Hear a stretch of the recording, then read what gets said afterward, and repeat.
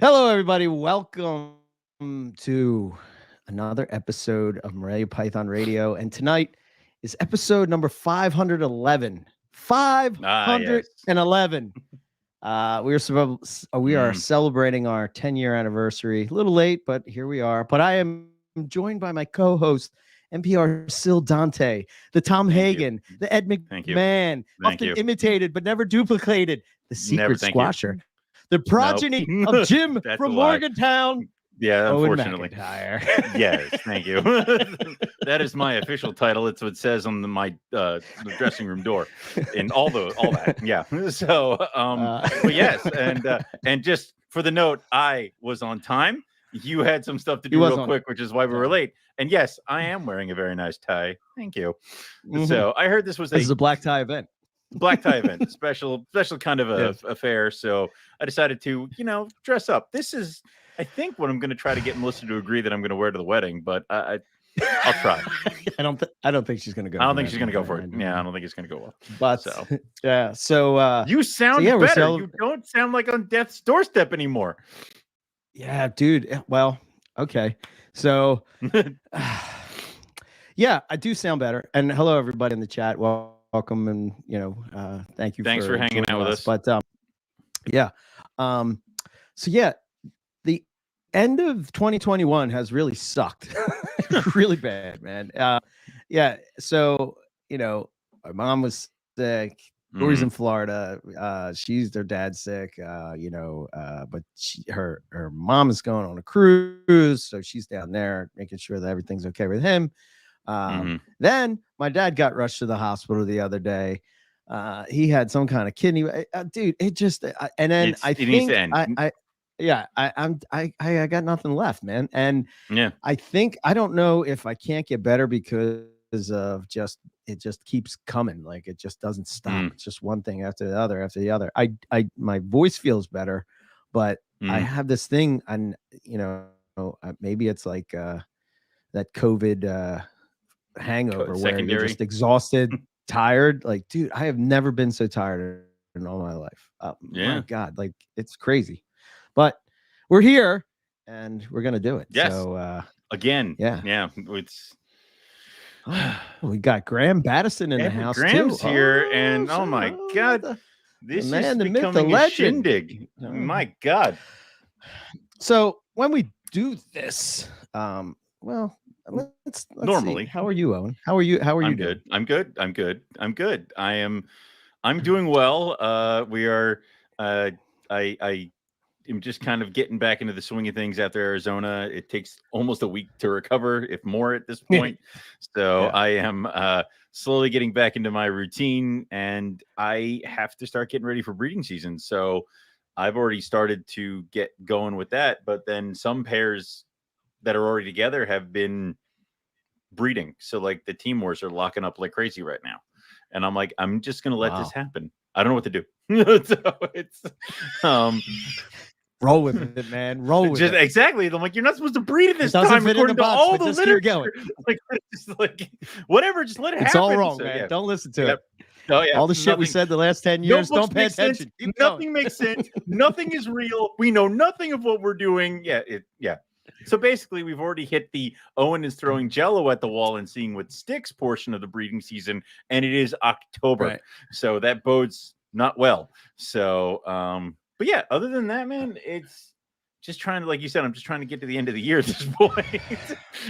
Yeah, man. Holy shit. Yeah. It's it's been nuts, but it'll be here before you know it, and we'll be doing it all over again. So yeah, I'll be getting drunk on the holiday show. I mean, it's a Christmas tradition now. Yes, this is true. Yep. Yes. Yep. So I remember before NPR let's see. I remember before NPR when Eric used to ask Larry Suttles and BT all the rep. Oh yeah. Because there was nobody else asking carpet questions. Yeah. No, I religiously would send them questions, man. I can't tell you how excited I would get when they would have a carpet python or Morelia python person on because Reptile Radio was really like it was really like a ball python. It's sort of like what we do, but with the focus on ball pythons, those popular things. So yeah. They were but really popular then. But what's crazy is to me, what's crazy to me is like at that time, like if you had a bumblebee ball python, oh dude, that was like, you know, $20,000. You know, like you go to Hamburg and it would be like, what a bump, what is whoa, what is that? Right. Yeah, and that's just it. I know. I know you love them so. Well, them and like, you know, like, can you imagine corn snakes where it's like, you know, can you imagine if you had half the morphs? I think at one point people were like, oh my God, it's just a black abbot. And it was like a black corn snake, mostly black, not all black. And that I think has just been towed under with a bunch of other morphs that you can't even, I don't even see them anymore. But that was the big craze for a while when I was getting into carpets the first go around. So yeah, I wouldn't be surprised if there are several ball python morphs, carpet morphs, or I'm saying not carpet, corn snake morphs, and boa morphs that just you can't find anymore or are very hard to find. So, right. Yep. So here's the question I'm going to ask before we get into some stats. We're going to do some stats. We always do the stats at this time of year. This feels like a state I of haven't the shared podcast. these stats with Owen because you know, I don't get it's like to a know state numbers. of the union, right? Yeah. Well, no, I want to see his reaction to it. But the first question that I have is what, like, how? Why? I don't know. Next question. For 10 years. Like, I don't know. How is the show? What is doing wrong this with you show people? Why do you this listen long? to us? I don't. Yeah. Doing the show this long, like, how has it influenced you? And dear God, are you if Owen from 2011? Listen, no. That first Owen that from boy 2021. That boy is dead, and he should remain dead. Like it is. It's you got to think about it is like, and I was trying to think about this the other day, because my one buddy was asking me questions about it, and when we started, I had 8 coastal carpet pythons, and I thought I was hot shit, like, and that was it, like that's it. So I would say that this radio, I wish I had 8 coastal carpets. Me too. Like, oh my God. To be honest with maybe I wasn't so crazy, but yeah, I would say this show has expanded the horizon of what I was into with the reptile industry. So beyond carpets to all the things that are now in my collection, also beyond just keeping them as, you know, captives and pets, to like herping and discovering things and spending time outside and going on adventures. So I would say that without this podcast, I'm not sure if I'd still be in reptiles. I'm not sure if I would have anything above 8 or 9 carpet pythons. And I probably would have never gone to places like Australia, Arizona, Texas, stuff like that. So I would say that this podcast has definitely had an impact on my life and me for 10 years now. So, yeah, I wonder, you know, obviously when we do this, we kind of like look back and whatnot, but I'm with you. I wonder if I would still be in reptile. Like, maybe I would have a reptile, but I wonder if I would be one of those people that don't know what US is, don't know like that there's a Tinley Park and Daytona, and you know, like one of them type of keepers where it's just like you go to Hamburg, get your shit, go home. Yeah. You know, like, oh man. And you look at the picture of these animals, and you never even think that that keeping them is a possibility. Because I was going through Pythons of the World yesterday, and I'm looking at like the pictures they had of rough scales for the book, and I'm like, this is because it must have been so limited and stuff like that. And I'm like, okay, it's my buddy Tom. He's not a snake person. No. No. What's up, Tom? No, he is. Why aren't you a snake person? Turtle. I mean, he has a turtle. He has a swimming turtle, and then he does not into snakes. No, Mortis is a tortoise, and you know the difference. We're not going to do this on live air. So, but no, he doesn't have snakes because he's been around me since we were, in high school. Like, more baby face Owen than you ever met. Yeah. So he saw my whole transition into a crazy snake person. So it's probably why he's staying far away. But he has a 3-year-old that I'm slowly corrupting. So okay. Yeah. it's very easily. So yeah, so we I know a lot of people have heard the story, and we've talked about it many times, but in 2011, Mm. I guess we actually, well, actually the idea started to come around for me in 2009, but I was just overwhelmed with the technology part of it because, dude, it's like so simple, So man. much You just different. have a It's so phone much and you can easier. podcast, like it's like, holy shit, man, this was so difficult. And it wasn't until like when I started hearing Reptile Radio and then saw how they did it. Yeah, I was like kind of like, wow, okay. So you can kind of do like a live radio show. And yeah, so I sort of got that idea and sort of formulated it, but wanted to do it on carpet pythons. And I think it was Will Bird's interview that he did on Reptile Radio that sort of like really sparked a huge interest in me for carpet pythons. And I'm not sure really why. At the time, I was just sort of fascinated with pythons in general. And if I'm being honest, like when I would look at carpet pythons in a book, I would just sort of like, because I was such into like Burmese pythons and stuff that I would just sort of like, I don't know. I guess I was like a big snake person at that time. And I didn't really, I mean, I looked at them, but it wasn't until I saw like Benjamin and, and Bullwinkle and these Yeah, animals. that's usually how that was one like, goes, holy right? shit. Yep. Yeah. And then I found the forums and then started getting involved there, and then slowly started building my empire while you were like, who is this guy? Eric Who's this Burke, that asshole lives who's near buying all the me? snakes I I'm want? going, Yeah. I'm going to kill him. Yeah.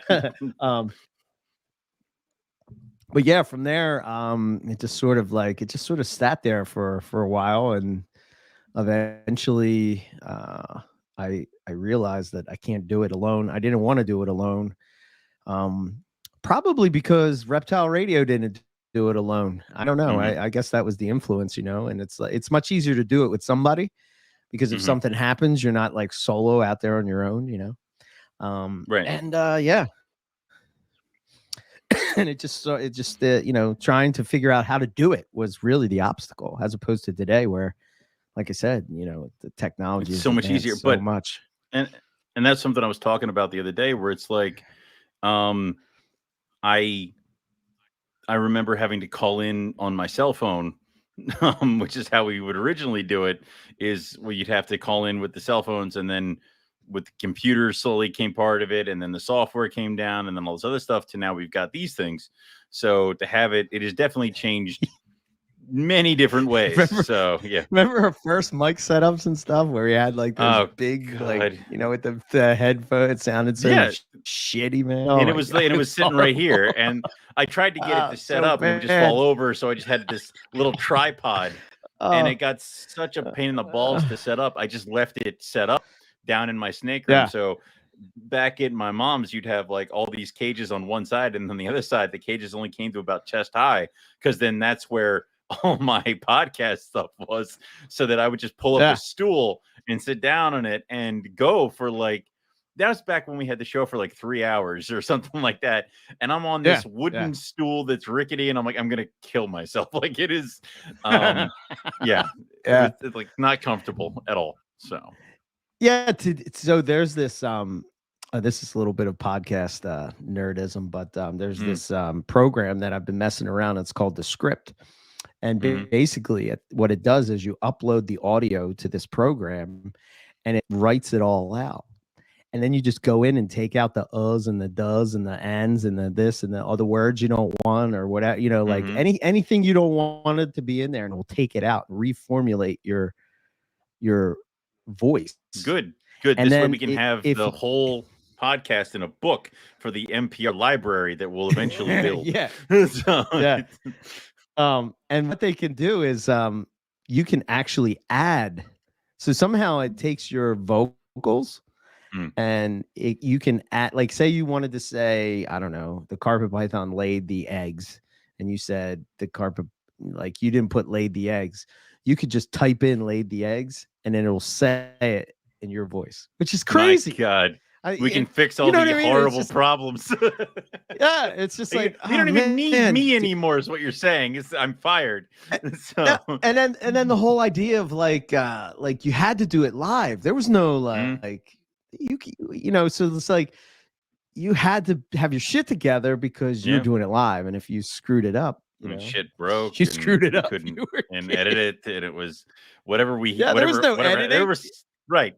There were several times where we ended the show, and I'm like, "That was horrible," and now it's gone into the ether, and we can't get it back. What was it? We were on with one of the Python hunters, and everything just fucking broke.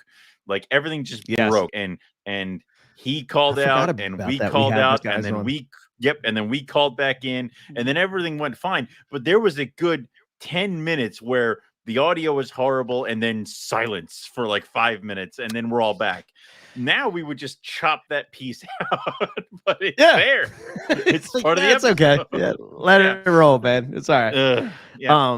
And then I remember we had our first Australian guest, which was Damien. Messed that up. And that was just horrible. And we had all these people that we wanted to talk to, but we couldn't because of the time difference and the audio would just be choppy and crappy. And that was the other thing, right? Because they had to connect via phone. They couldn't just click a link and get in. They had to actually call. So I had to have like a Skype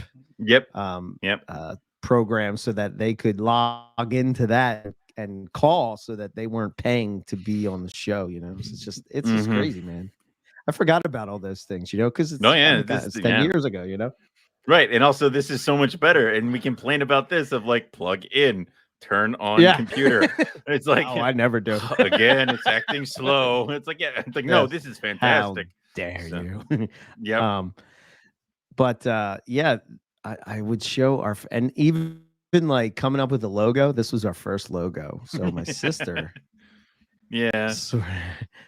sort of like took a picture of that's my first citrus tiger, the girl that made the head albinos and all that stuff. And like that's probably my favorite snake in my collection. But she did that, and it was like, but at the time it was like, oh, that's cool. But I look at it now and it makes me cringe. And if Justin's because how is it getting behind that one? How is it getting behind the microphone right there? I don't know. She did something there. I don't know, but I was at so if Justin's still out there in the we'll have to show him this. You know, we talk about it, but like, of course he did it and we didn't. So kudos to him. Yeah. But it was just too much work for me, you know. And we're there it is. We got as far the as Morelia the cover. Magazine. Yeah, we got as October far as the cover. 2012. Then we quit. We got the cover, and then we're this is horrible, and we just quit. And again, the technology back then, well, really, eMegs were not. I mean, they were a thing, but they weren't really a thing. So So jungles. Look, you guys, that's the lost issue. Never been made. Yes, the lost issue. The lost issue. There's several lost episodes of NPR that we recorded and we're like, nope, like it just never came out. So yeah. I don't think they'll ever come out. They're never. Nope. All right. So let's do some stats. All right. So stats, NPR to date, 500. Well, this is 511 episodes.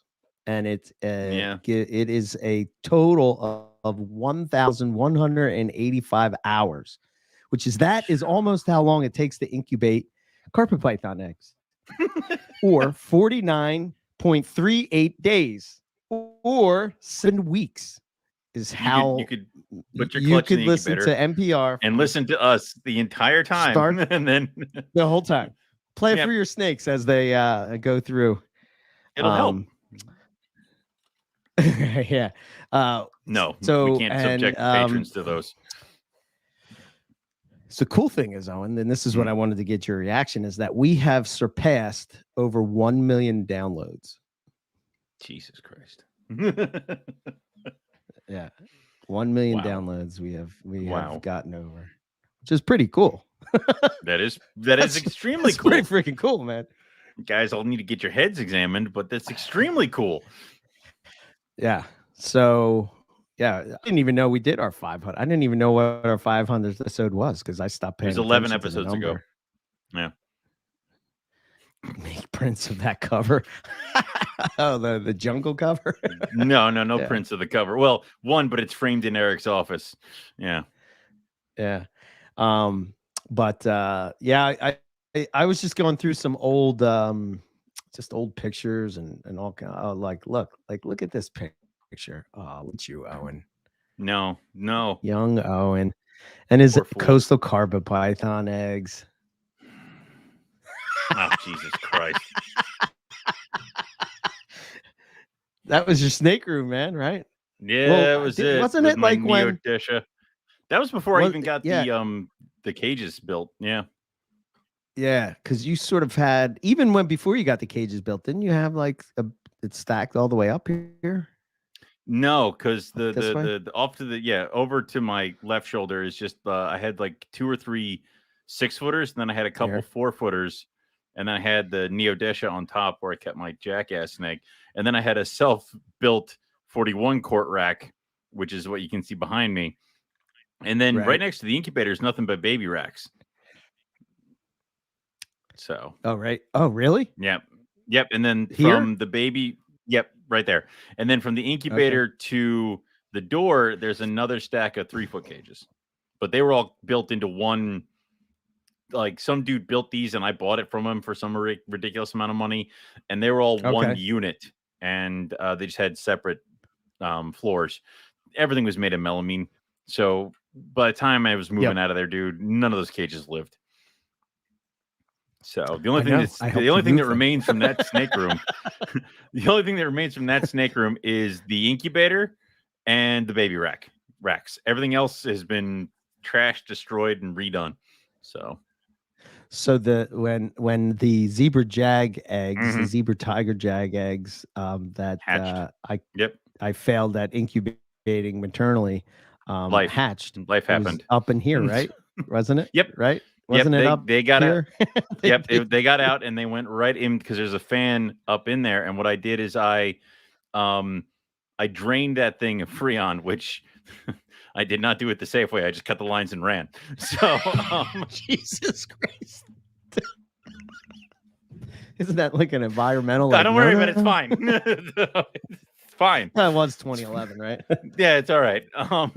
So I kept the electricity intact. So what happens is that when the thermostat turns on to heat the place, it actually turned on the fans too and all that stuff. So actually the babies managed to get up into the fan before it turned on because that's metal bladed. It would find chunks of babies all over the place, but 3 or 4 baby zebra jags, I think, got up in there. And that's where I found them all because those were the first ones born. And it's weird because Houdini is actually one of those babies that I got from you, the zebra jag. So, yep. Yeah. Full circle. Yeah. Which is crazy because at the time, zebra jags were like $5,000. Yeah. Don't worry. That didn't go through my head after they escaped at all. Like I lost his zebra jags and what am I going to do? Oh my God. Yeah, it was. Yeah. I can't pay him back. So what is this? That I think is, remember what this clutch is? First clutch of Super Caramels. Oh, okay.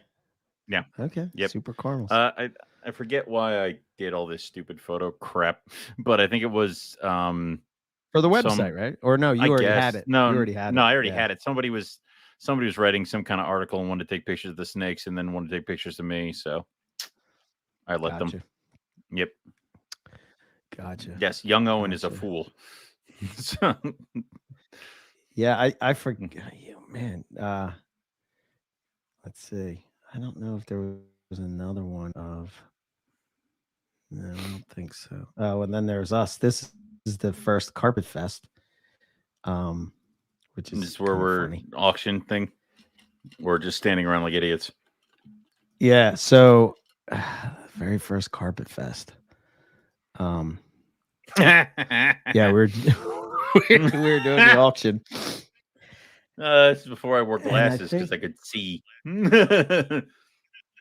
I think I don't know what's up with my pants. They're like super long. I must have I must have shrunk. You were getting shorter already. Anyway, yeah, I was shrinking as soon as I met you, man. I started shrinking. Yeah, no, now. this is how it happens. But this is right before you ended up buying that green tree. Yes, I thought it was in my hand. That's a different picture. Actually, that's the picture. That's the picture that comes up when you call me. Is you looking down at the green tree python with this look of your face of like, right? I don't want to buy this. Like it was, that's the picture that comes up when I call you. That was crazy because that was at Howard Redding's house, and when we were there was a lot of chondro people there. There was a lot of chondro people. I think there was more chondro people than there was carpet people, but at that time the two worlds kind of like blended together. If you had carpets, you had a chondro. If you had a few people that were like strictly chondro people, there were a few that would like dabble with carpets every once in a while. Or they had carpets, got out of carpets, and moved on to chondros. But that was the first time that we met Buddy Buscemi, and he had brought this Biak for the auction, and it was solid yellow, like solid yellow, and that was a beautiful snake. And it ended up getting like 3 green scales on it, but I traded that for Molly, which chondro people would hate that, but well, you're not a chondro person, so it made perfect sense to you.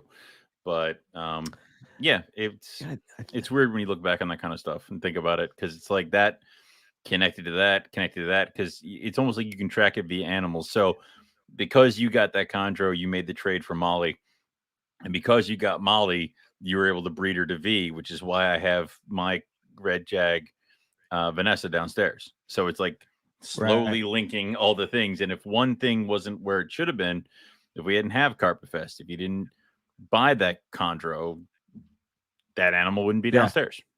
So 100%. It's how easy projects are lost, missed, or whatever. So so I'm trying to say, remember this snake? This was stop share. So in the early days of carpet python morphs, there was Gamma, and then there was Riddler. Remember Riddler? I remember Riddler. I saw Riddler years later after Mo had sold a bunch of stuff, and she had gotten out of it. One of the guys I know who does like he's a flipper, but he also breeds other things, collier breeds, this and the other thing. And he came over to me and he goes, "Hey man, I got Riddler." And I'm like, "No, you don't." And he's like, "Yeah, I do." I'm like, "No, you don't." He goes, "Some dude came into my shop and sold me all the things, including Riddler." I'm like, "Prove it." And the dude showed me the animal, and it had that question mark on his head. And I'm like, "Damn, you do have him." And then he's like, right? Yep. And then he's like, "Oh, how much you want to give me for him?" I'm like, "I don't do jungle jags." And he wanted some insane price for him. I will admit, in his older years, he did not see him as bright yellow, but that is what a carpet approaching his teenage years would look like. And he would still looked pretty good. So I passed on him. I don't know where he ended up going, but saw him. Yeah. And then this was the very first Ruffy. Well, not the very, but the first Ruffy that we saw. I actually believe these are the ones that Shane got, didn't he? Shane has. Yep. Shane got them from the auction. Yep. There they are. Yeah. I mean, when we saw them at Carpet Fest, and we were like, "What the hell?" Back then, how much were they back then? They were really expensive, right? They were like $7,000 a piece, something like that. I don't think they were that far, but they were out of my reach. They were pretty up high. And the only reason I got my 2 boys is I traded, I think I traded 2 caramel jags and 2 tigers for them. And at that point, caramel jags were still, I think, close to like $700. So, right. Yeah. Yeah, some crazy shit that we. Let me see. Yeah, I mean, and that was the first introduction to rough scales in person, which set off my addiction, which is still not satisfied. I have another one coming at some point next week. So, another what? Rough scale. Ruffy? Really? Yeah. Who are you getting that from? Josh. Dexter. Oh, okay. What are you doing? Yeah, doors away, so they're down here rather than having barking. No, it's so I'm in He's the probably Dallas looking airport. for crickets. Yeah, he can't help himself. You're in the Dallas airport. I'm in the Dallas airport and I'm getting ready. My flight's delayed to go to Arizona. And Josh threw out an adult female rough scale python on a table in Tinley. And of course, my phone just starts exploding from people who are at Tinley, who I've told that under penalty of death, if a rough scale gets past you, done. So I talked to Josh and it's on its way. So, yeah. Okay. That's cool. Mm-hmm. Very cool. All right. Another one to add to the army. They don't make a 28-inch inseam. Yes, Robert, they do not. No, this is true. Yeah. Oh man. So I don't know, man. Do you have? Let's talk shows. Is there a favorite episode that we've done? I was going to ask you that. Wow, I mean, do you have a favorite episode? Whew.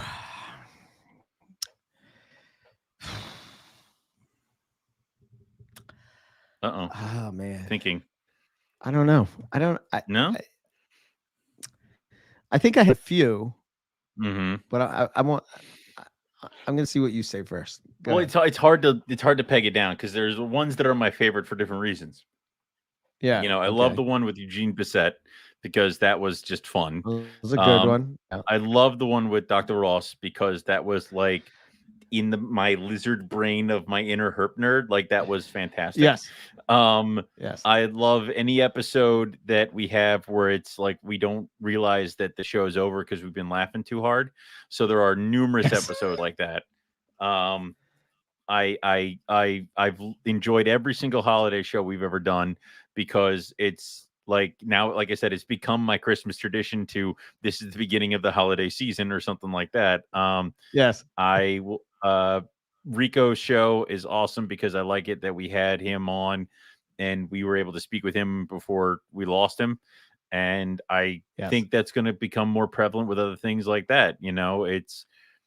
We don't know what's going to happen, and it's good to have the shows and have the interviews and talk with the people. We had Forrest on for that kind of stuff too. So I enjoy those episodes of what they kind of carry with them is that they're still here. And then, we kind of got a brief insight into their heads before they left us. So I love those. Yeah. So there's just way too many to mention. Yeah, I think probably in the early days, probably my favorite episode was with Terry Phillip. I just loved how he explained things. I don't know. He was just a real chill, real cool guy. I really enjoyed chatting with him, and he was on Reptile Radio I think 2 times, and then he came on with us, and now he kind of doesn't really do it anymore. But the big controversy of when he came on was that he does ambient heating, and at that time, that was sort of like can't do that. That was a no-go. You can't do that. And but I think the thing that gets left out of that conversation is the fact that Terry is taking care of a large group of a very diverse group of animals at the zoo or at Reptile Gardens. Like, yeah, it's a zoo. And he has to sort of make it all work. So that's sort of his approach, and it kind of works. And I think that his keeping of green trees is really spot on, because I remember even going to the MVF forum and sort of seeing some of the debates that they would have over there. And he was he would get internet beat up all the time about like his whole What is he thing, and I doing? love his whole Right. approach. He's like, just because rattlesnakes, out west, experience snow in their environment doesn't mean you're going Doesn't to mean I'm shovel snow into their cage. You know what I mean? Like, I don't says know, just you, common sense stuff like that. Right. Um, And and I love it because people are like, well, you can't do that. He's like, well, tell the animal that because I'm doing it and it's still alive. It's working. So yeah. I don't know. yeah, I think a couple of my other favorite, Richard Ross is definitely up there. Mhm. Is one of my That was favorites. fun. That was well, it's like talking to your hero. You know what I mean? It's Yeah. like Yeah. you've read his book cover to cover how many times, and Oh, and recent. whenever I there's read it. I read the teamwork section a couple Recently? days ago. Like, right, exactly, and you still refer to it. You know what I mean? It's like, yeah. I mean, even though some of like taxonomy and stuff may be outdated and whatnot, but like the fact that you can go back and just and sort of like Mhm. and do Reference. it, and Yeah. I was really I was really excited when we had Nick, Justin, and Ben on The book. as the Yeah. trio. It was like the book tour, like the fact that there was a carpet python book, and We're gonna have to do it that was again. yeah, I know, right? But this time it'd be Warren, I think, right? Yeah. Yeah. Yeah. Yeah. Yeah. But yeah, just I don't know. I'm trying to think who else. Eugene was a great one. I really Mhm. enjoyed talking with Eugene. God, there's so many. Rico, yeah, you're right. The fact that we talked to him. Ron St. Pierre was a good one. Yeah. And the fact that he actually likes our podcast and is really a yeah, that's leader weird, right? I don't know why. you know what I mean? It's just like, wait, what? I mean, come on now, yeah. Um, So that was fun. I told mean, Ari about his trips to Papua New yes, Guinea. yes. Living vicariously through Ari, it's just which I seem to be doing more so now that he's like building a fantastic zoo in Texas. So yeah, holy shit, man. I mean, dude. Wow. I know. Doesn't it look cool? I mean, Oh, and I hate him. And I hate him. That's what I want. I'm rolling.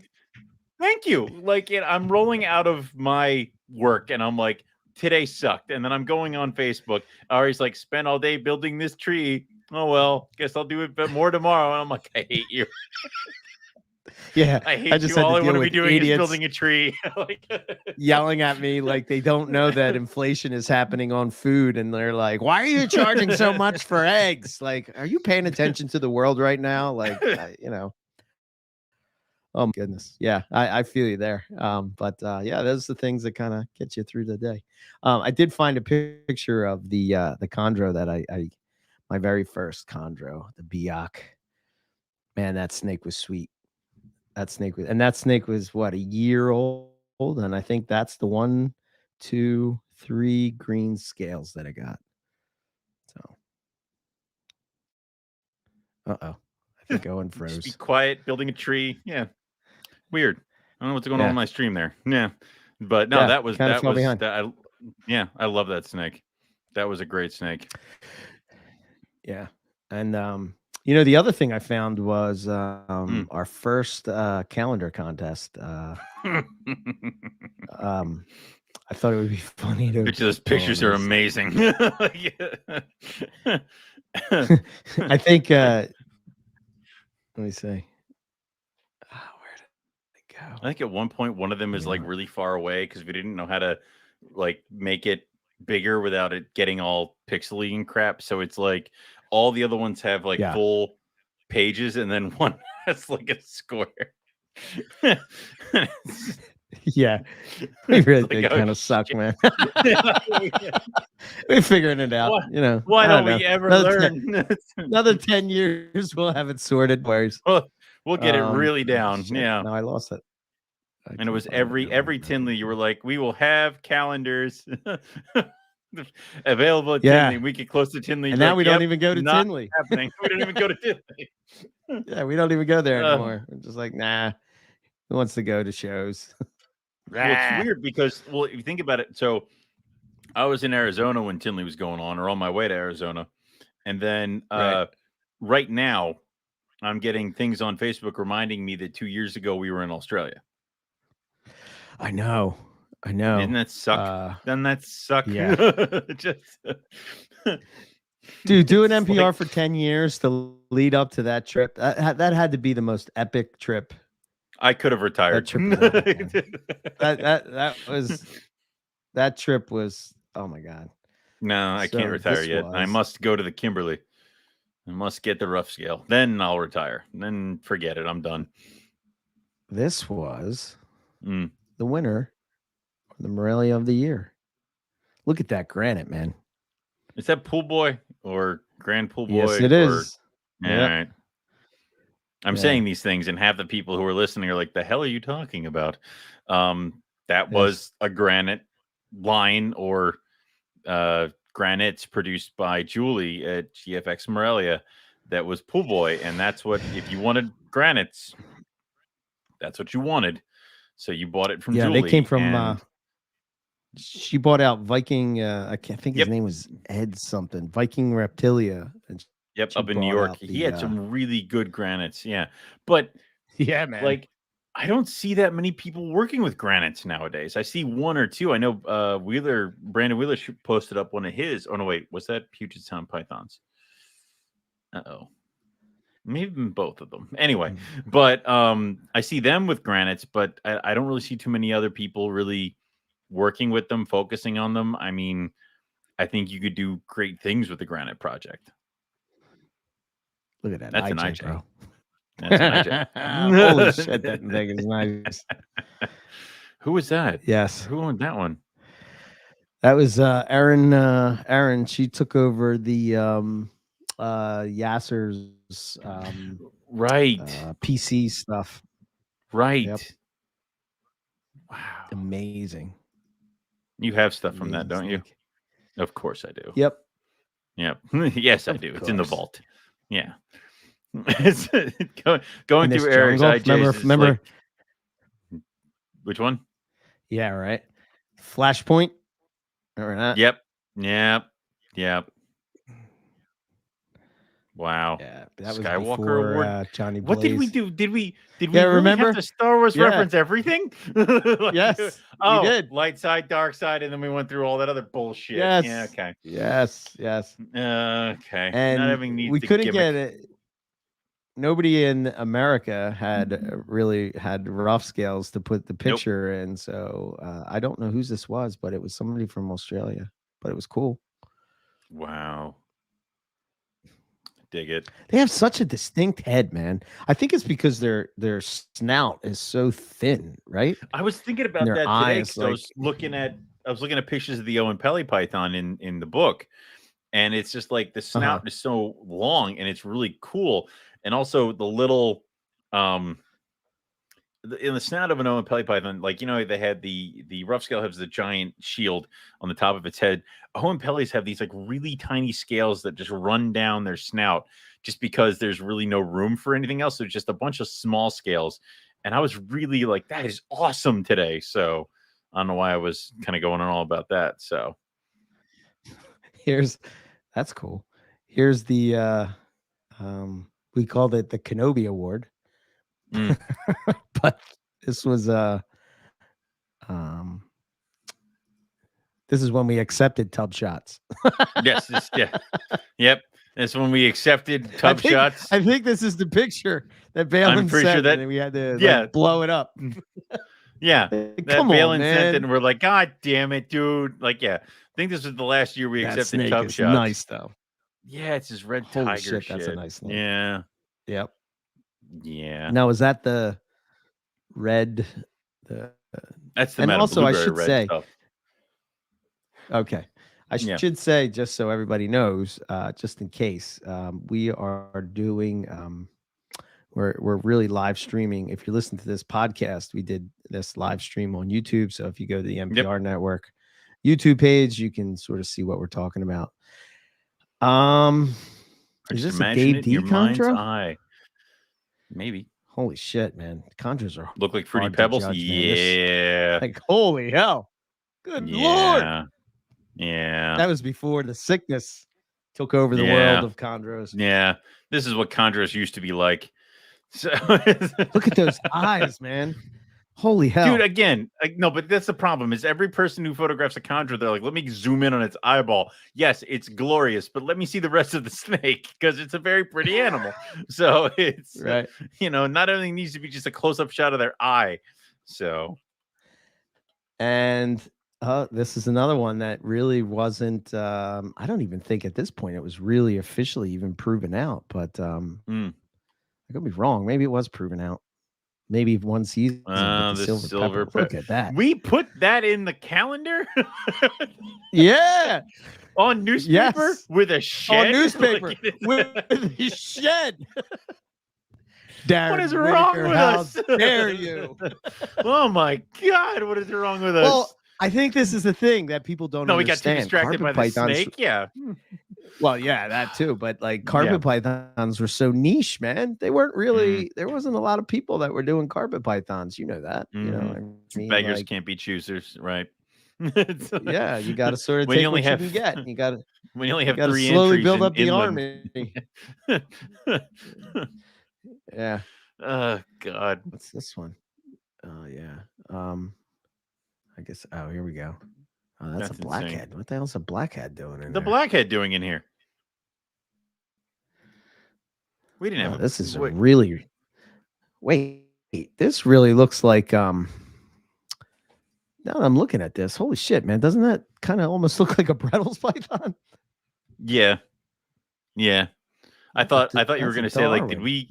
I thought we were really honestly going to say that we let one of the Panthers get into the calendar, and I was like, really? We did that? We bit that hard on those? No. So I'm like, no. Oh, the Panthers.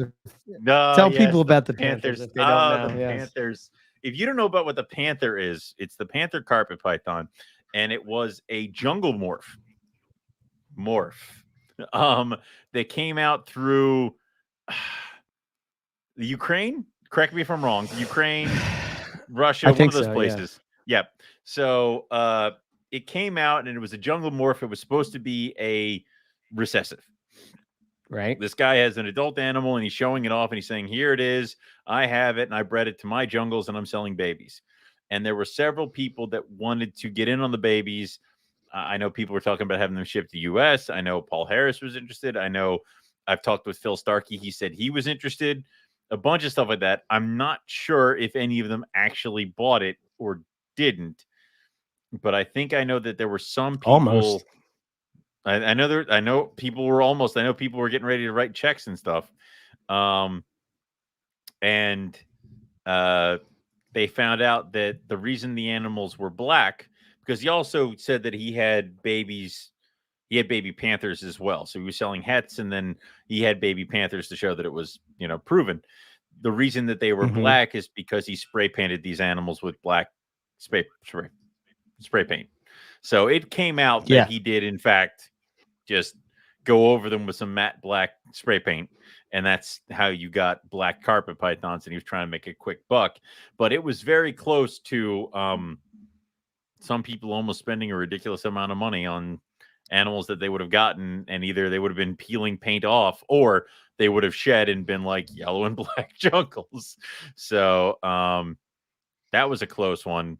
It's almost like how people were showing me a bunch of red white lips, but it turns out the guy was just soaking the white lip in like Kool-Aid for a couple months and then took pictures of it. Oh yeah, I know. That's so crazy. There are some people who do that. So yeah, but that was the Panther. That was, people were going nuts. And of course, I was all about it because, it's a matte black carpet python. It looks so you were cool. ready. You were ready to put, I was chomping at the bit. I was like, oh man. I was asking like every single guest we had on, hey, what do you think about Panthers? Do you think they're awesome? I do. So yeah, thank God I didn't have an insane amount of money.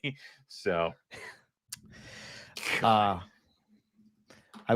was so I just stumbled upon these pictures. I'll put them up real quick. But so I bought this, and I think Owen, you actually brought it to me. But I don't know, maybe it was Luke Snell. I think it was you.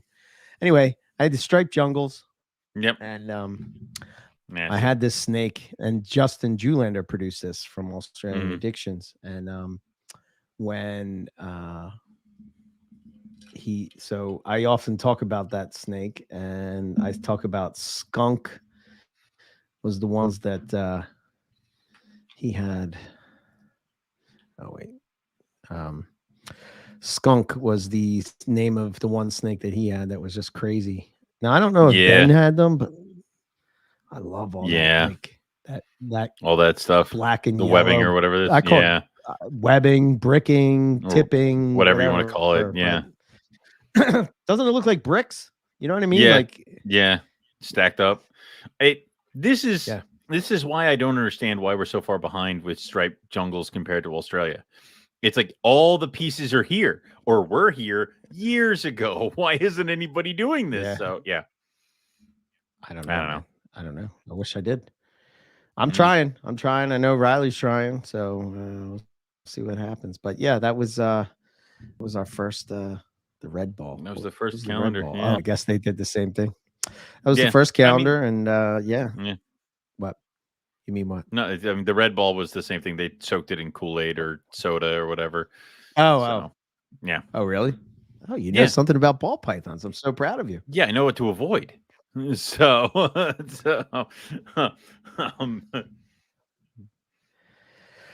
pop one carpet. Well, poison ivy is almost solid black, but when she was, doesn't want to work with pop one carpets because he's afraid he can't breed them. I don't know. I can't breed them. We've known we have numerous.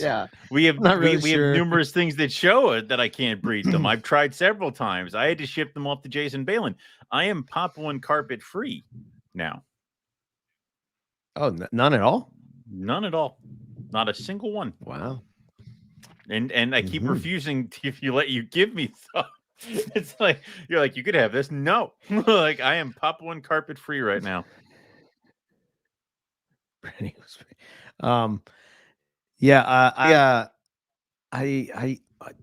did get these from April. I don't know if I showed you these. No. But it's not a snake. What? No, not more lizards. It's not a snake.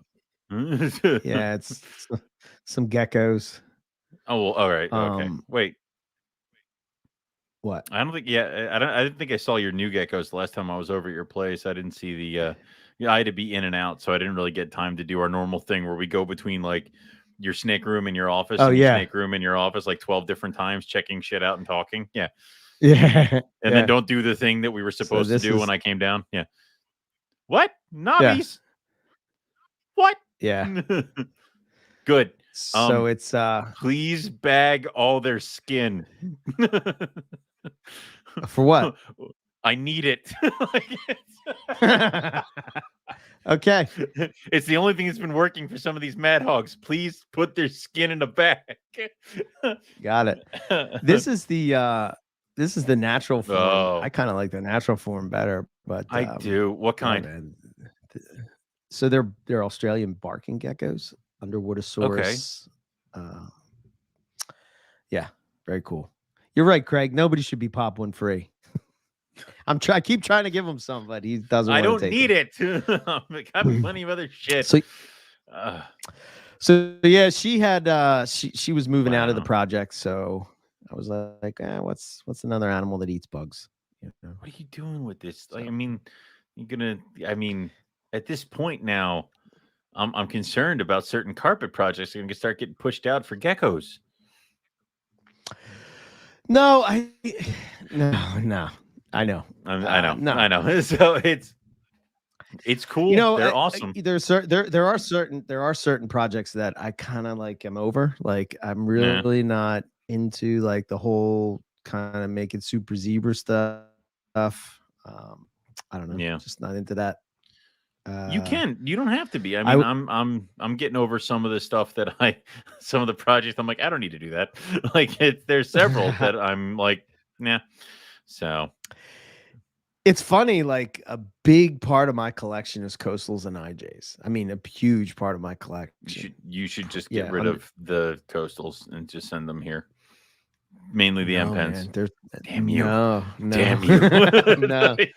No, Not I'm yet. finding myself. I don't know what happens, man. It's so weird how, and I guess this is going to be my thoughts about how I don't know if you want to say evolved, not evolved. I don't know. Like over the years of doing this for so many years, and like I would say probably at the beginning of doing this, I was big time into wanting to produce like crazy morphs and combinations and um, you know, spending so much money, man. Like so No, much money. It's so crazy how much you money. had every season planned out that you were going to produce this animal, and then you had several pages down when that animal was on that page was old enough you were going to breed it to this to make this. I just imagine you now in your backyard with the book, throwing it on your fire pit, and like, yeah, I'm free.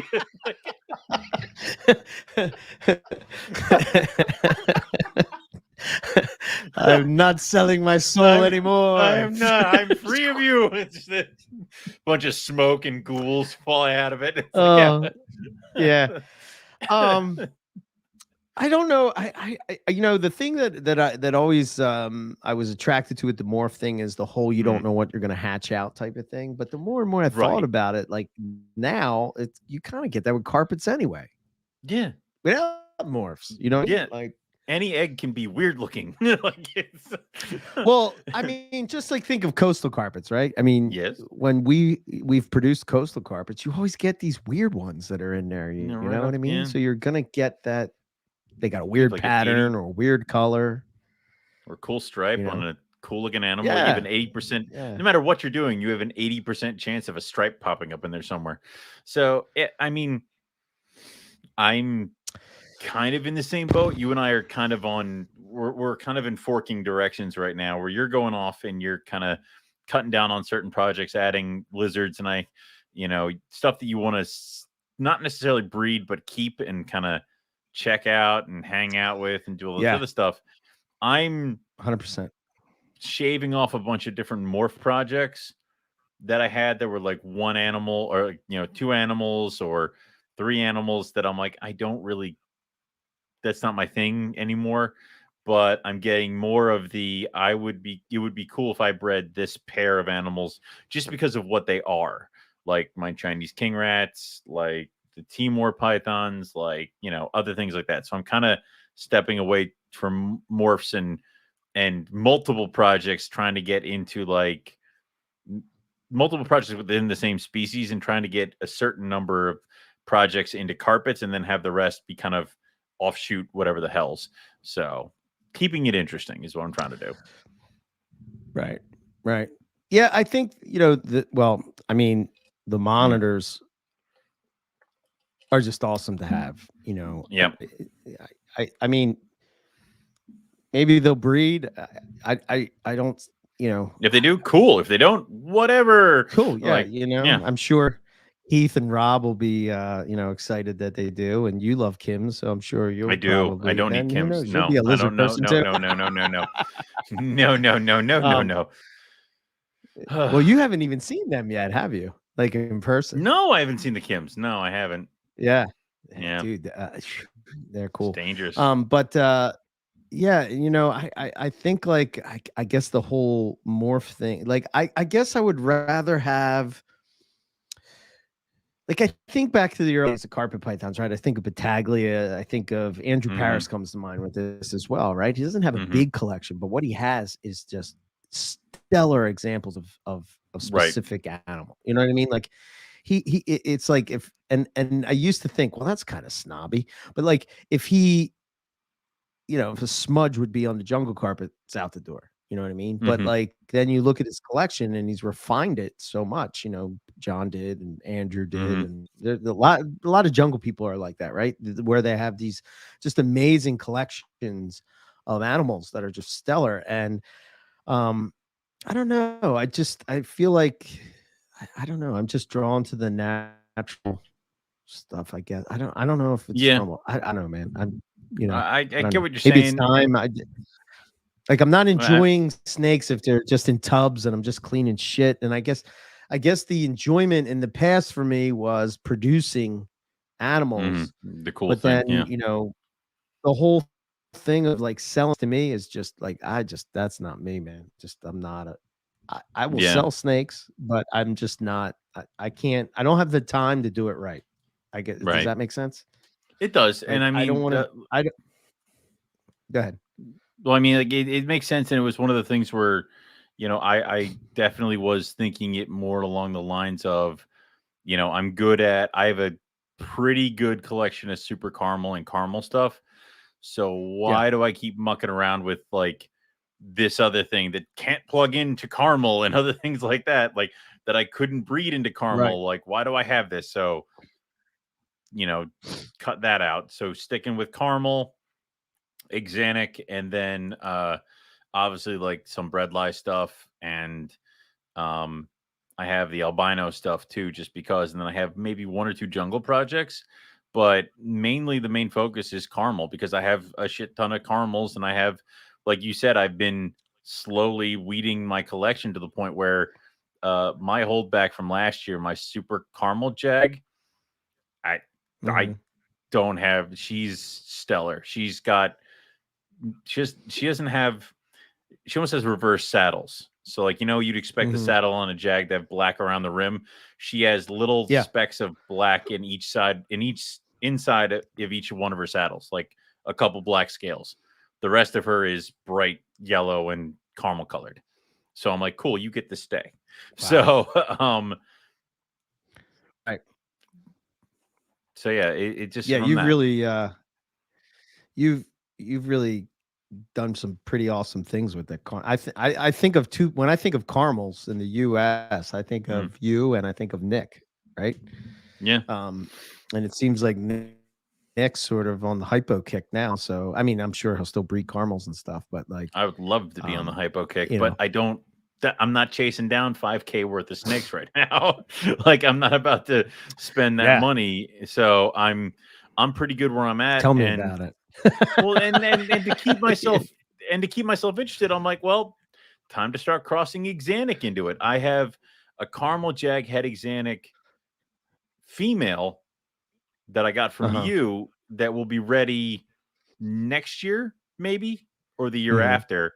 Right. And I've produced my own stuff that is caramel head Exanic. So I'm gonna get me some caramel Exanic jags. That's cool. Yeah. Yeah.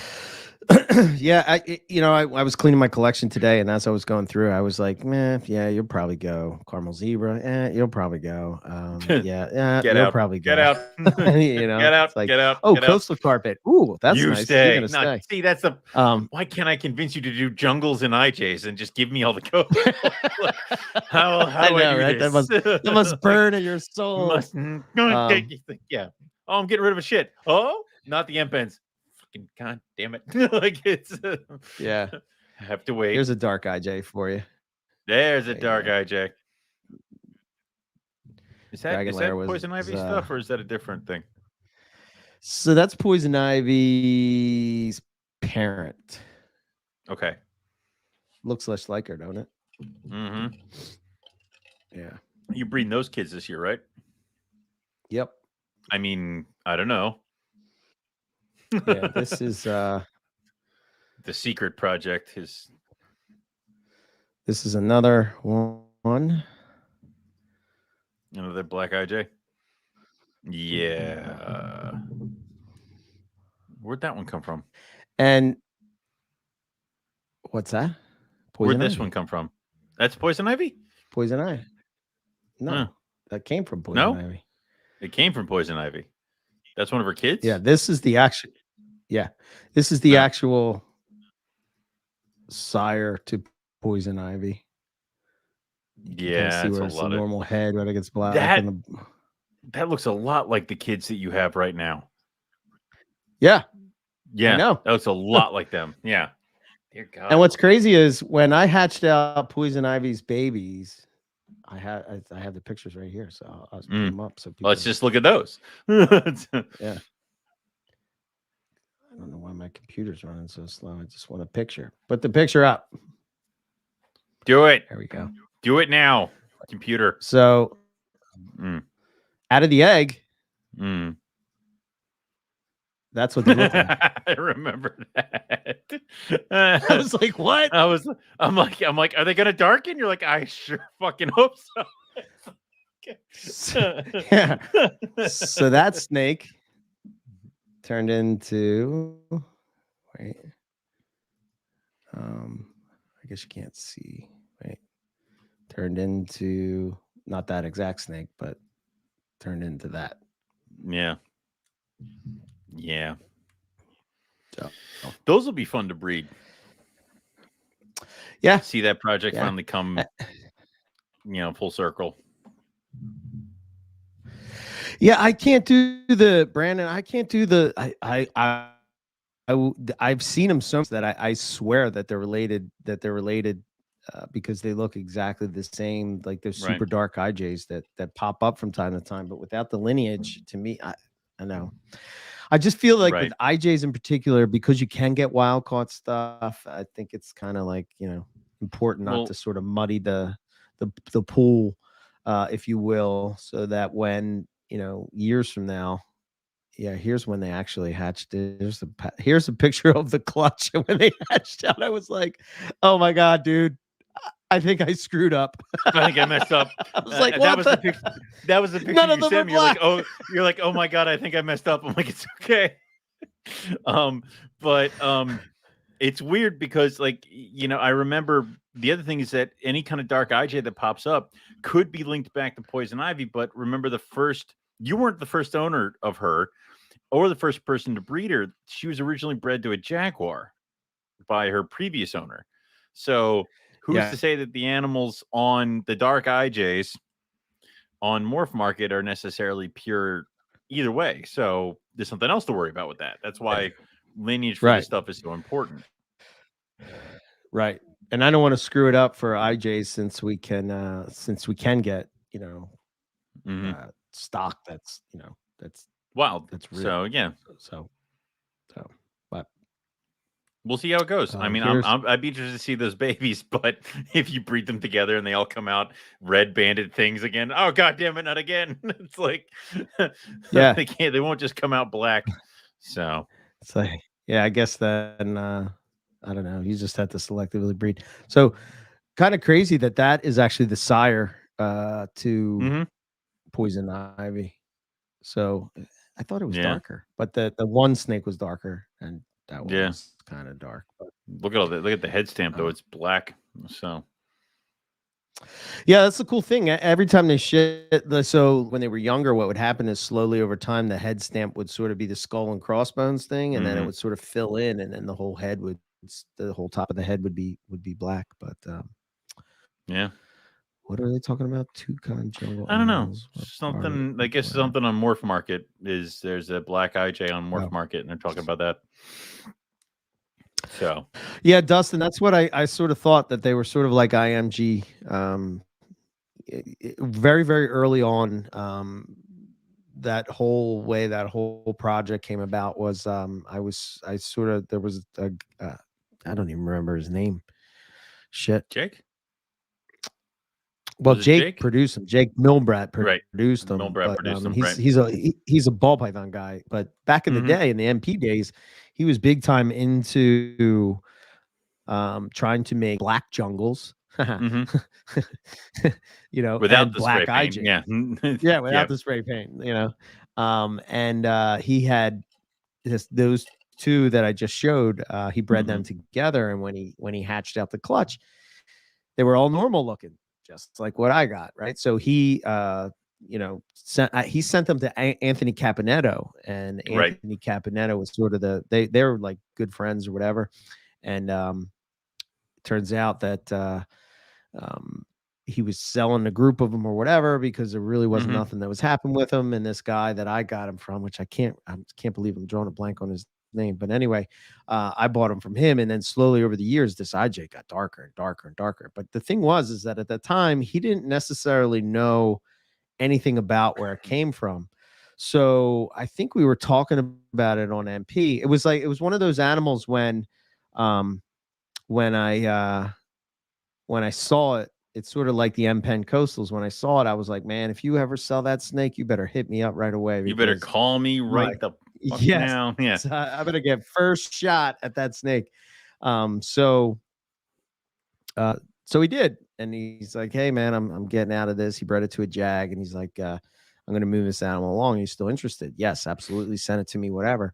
And I must have been talking about it on NPR, and Jake Milbrat had listened to the show, and he hit me up and he says, hey man, where did you get that? And we started talking, and one thing led to another, and I said, well, I got it from this guy. He got it from Anthony Caponetto. He says, let me check some things out. So he went and talked to Anthony, and he's like, yeah, I sold them to him.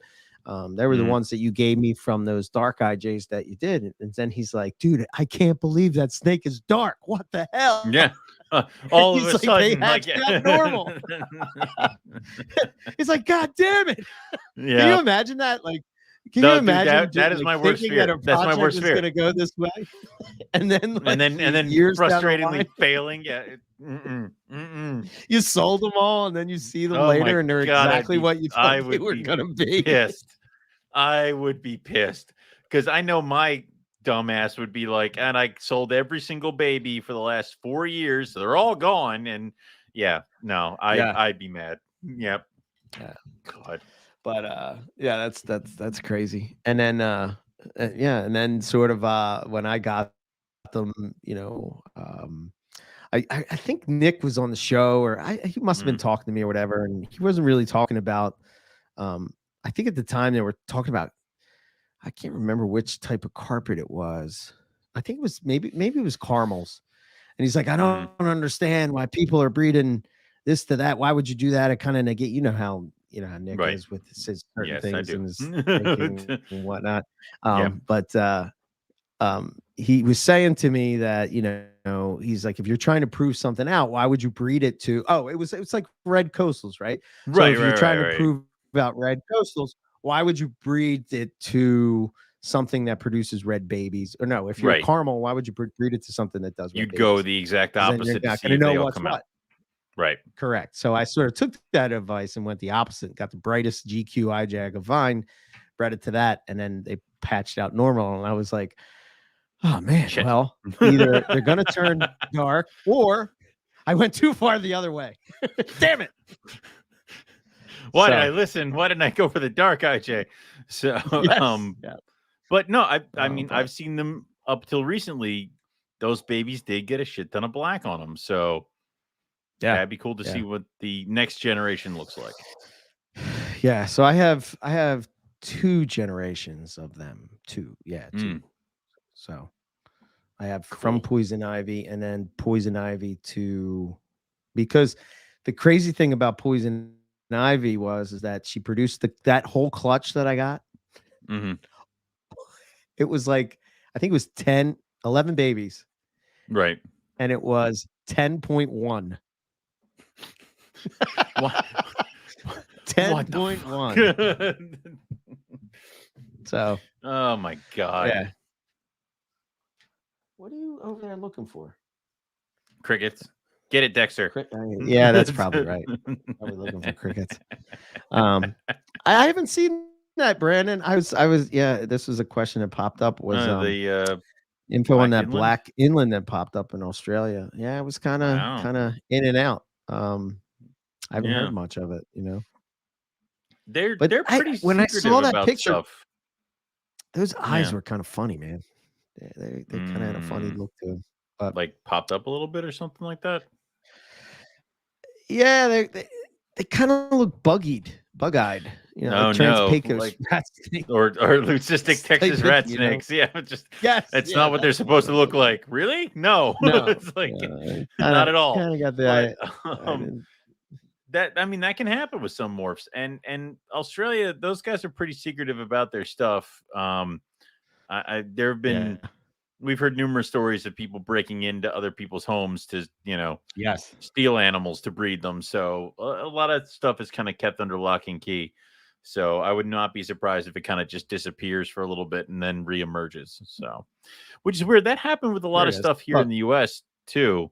With like, I remember Pied Retic came out, and then oh my god, All right. See what I'm Well, its saying? head does not look right. Right? It's not me, right? Well, no, it looks like a freaking Amazon tree boa. Like, what is wrong with You know, you remember those animals that were on? I can't remember what they were called, but on Land of the Lost, the little green things with the big bugs. I only remember Land of Oh, Lost, you're like small never mind. You small parts remember of it Will that were Ferrell? on Nick of Yeah. Night. Oh, no, I don't remember that one.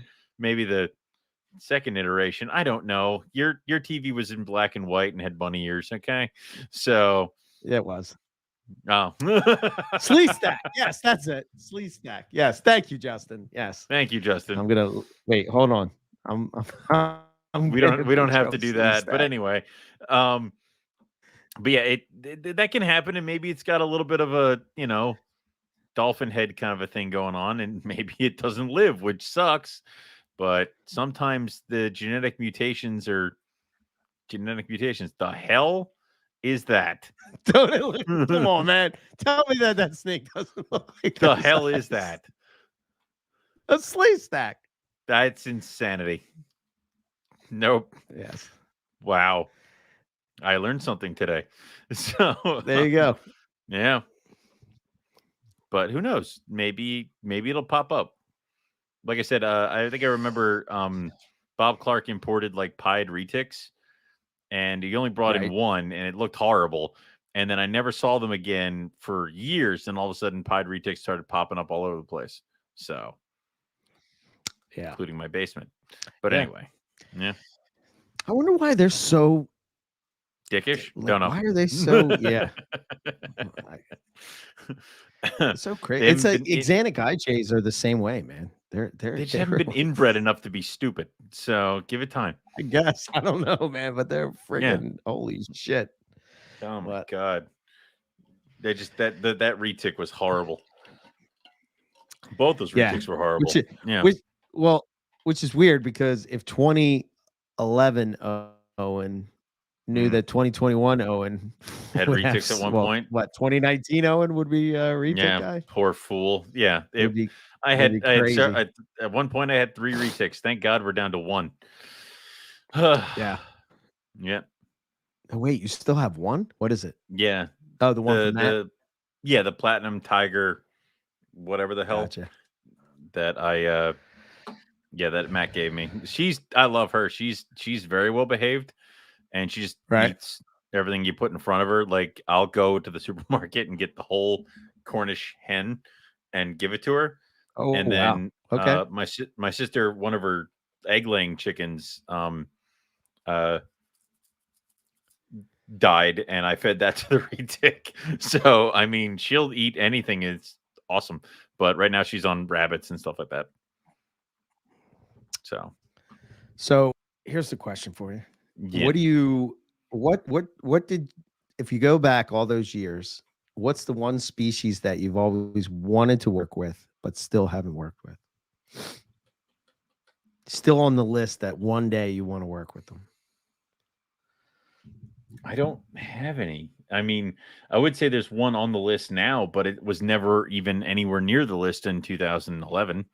I didn't even know they existed. Omelette Python. Oh, okay. Yeah. I mean, you didn't know that they existed? Well, I mean, I knew that they were I knew they were there. I knew they were an animal, but I didn't know they were. Oh, you didn't know that they were like bred and in captivity. Right. I didn't know there was anything. There was no sliver of hope of ever getting them. They were just something you saw on, Nat Geo and was like, cool. Like, and that was it. So, right. But no, man, I mean, I've worked with so many things at this point, and I've gotten opinions about so many things. There's very few things that are on my list where I'm like, I want this because I've never worked with it before. Right now, Argentines are on that list, but I got those 2 coming. So, and I've worked with boas before. So, there's really nothing on the list. And I'm trying really hard to not be like, it'd be fun. Knobtail geckos. Like, no. And like, like there's, you got to understand, it's like there's an edge here, a razor thin edge that I'm attempting to stay away from, where I'm just like, it's great. Knobbies. Like, no, can't do it. Won't do it. And I know that you have like the barking geckos. It's gonna be dangerous, bro. I mean, like I'm not sure if I'm okay with that. Yeah. Yeah. Yeah, me and Nipper are on a Australian gecko kick, man. That's why he It's hasn't been talking to me pretty. about colibrids anymore. You stole Nah, it's like Nipper. yeah, I'm slowly taking over the world with legged animals. Well, I was Which talking is to him and I'm crazy. like, I was talking to him about Arizona and I'm like, man, if I had the balls, I'd do the ridge nose. I'm like, these things are awesome. And he's like, you already have false water cobra. I'm like, that they don't count. Like it's fine. So Yeah, dude, that one you found. Well, you already told the Patreon story. So tell me the yeah, story about finding that. 'Cause you didn't really tell with me. the You didn't ridges or really the go into that. rock banded. Um, What was the one? so, Well, yeah. so What's the I one you found the found and sort of were like walking through it and you didn't have a stick? Which one was that that? was I found the first clobri, the banded rock rattlesnake. Okay. We had gone through this one area and we looked under stuff and we'd gone through another area and they had a bunch of like wood and some tin and stuff like that for flipping. So we had Right. already flipped a lot of it, but there was a bunch of tin that was underneath a bunch of wood and beams and stuff like that and out in the middle of this field. So I just walked over and I don't have a hook, so I just flipped one piece of tin and there was this very small clobri just sitting there and it's shaking its tail and all I could kind of all flustered. So I'm just like I just scream rattlesnake at the top of my lungs and Right. Justin and Keith were nearby and Justin's like, what kind? I'm like, I don't know. And then Justin comes running over and he's like, clobri. And then we try to persuade it to come with us over to another area to take pictures and it escapes Okay. us and we start looking for it and of course I don't have any kind of hook or anything like that and Keith moved this one last log and we can Justin could hear it the whole time. I could hear it a little bit. Keith said he couldn't hear it. So we're moving stuff. We can't see anything. I'm not moving my feet. Nobody's moving their feet. Everybody kind of planted. So we're just kind of doing. I can't touch anything because I have my hands and the other guys have hooks. So Keith moves this one last board that was right in between Justin's legs. And then the buzzing gets louder. And we're all like, wait. And then Justin looks right down between his feet. And there's the snake curled up right between his feet. So we're like, holy shit. And then we scooped it onto a piece of tin and then ran it over to a more open area to take pictures and stuff of it. But that was the first one. So then as Rob's taking pictures of that one, Justin's like, well, you said it was in this pile of stuff. I'm like, yeah. He goes, and he walks over and flips over another piece. And he's like, oh, there's another one. Like it was like right there. Like maybe wild. a foot away from where we found the first one. So that's where we found those. And then I think the next day we came to the same spot and we found the second rattlesnake again. So the second banded rock rattlesnake was in the same place. So then we decided that instead of walking back the same path that we usually did, we're going to walk straight up a creek bed and the riverbed. And as we're doing it, we're walking and I'm kind of on the right side of the creek bed and Justin's on the left side. And as we're walking, Justin gets buzzed as he's walking and he stops and turns and there's a willet eye. There's the ridge nose rattlesnake is right there. Yeah. So he gets it and then we kind of coax it onto the riverbed and then it kind of like runs up a tree a little bit and kind of coils up. And then that's where we took the pictures of that one. So that was the other one that we found there. The first one was the first ridge nose. So we found that. It was beautiful. It was awesome. All this other stuff. And then we go to another place and Justin gets separated from us. Like he goes one way, we go another way, we lose him. He's walking by another freaking creek bed and this thing buzzes him from up on top of the creek bed near the foliage. So he's screaming for us and we don't hear him. He takes a bunch of pictures and then he goes to try to find us. He finds us, brings us back to the same place. We don't see it. We go into the creek bed and it's on the other side of the creek when we find it again. So, geez. Oh, yeah. And it did the same thing. We're walking and as you're walking, you just hear and then it was right there. Right. It was awesome. That's a good thing about hunting. That's the good thing about herping rattlesnakes. They let you know when you're close. So yeah. The problem is no that doubt. everything in that area has somehow evolved to mimic a rattlesnake. So the weeds brushing against each other sound like a goddamn rattlesnake. All the bugs in the area sound like rattlesnakes. So you're walking and then you're constantly stopping, going like this for the first day and a half until you're like, nope, nope, nope. That one sounded different. So yeah. Right. Gotcha. That's cool. Doesn't help that we're not. Yeah, you're not going for Western Diamondbacks. I mean, we saw Western Diamondbacks in Mojaves, the big rattlesnakes, but like you're going for the little guys. So like the buzz is very faint and small until you're right up on them. So yeah, it was fun. Yeah, I was jealous of that because that's a species that I definitely want to see at some point. But Rob was all talking about to Rob. He's like, "Oh yeah, we'll definitely." Yeah, that's like that was his pinnacle, man. That's those are the two he wanted, and we got them, which is cool because then like the next time we can focus on some other stuff. I wanted to do Sidewinders, but it looks like we couldn't really get to. They were a little bit further away that you had to go to, so it wasn't really conducive. But next time we'll spend some time on those things. So it's cool when you think about that kind of stuff. It was good to get out. It was good to get in the back of the car before dawn, thriving off of gas station burritos and Diet Dr. Pepper. And then I found out Justin has a horrible addiction to Diet Dr. Pepper, or he calls it Sweet Lady DDP. Yeah, I know. Need that sweet lady DDP. It's like, whoa, buddy. So we may need to have an intervention for him at some point. So shit, that's a good one. But no, it was but it's good because then like the end of the day is when all of a sudden everything you feel everything, all the aches, the sores, the pains and stuff like that. But you found a rich-nosed rattlesnake. So holy shit, everything's awesome. Yeah, I think a goal for me for U.S. herping would be to find as many species of rattlesnake as I can in the wild. That would be well, and that was the thing about going to Bob Ashley's place is he's showing us rattlesnake species never heard of, never seen before, never knew existed. And some of them he's like, oh yeah, these are the small like dwarf species that's just over the border in Mexico. That he's like, I'm pretty sure I'm the only guy in the U.S. or only facility in the U.S. who's working with them. And we're like, they were gorgeous.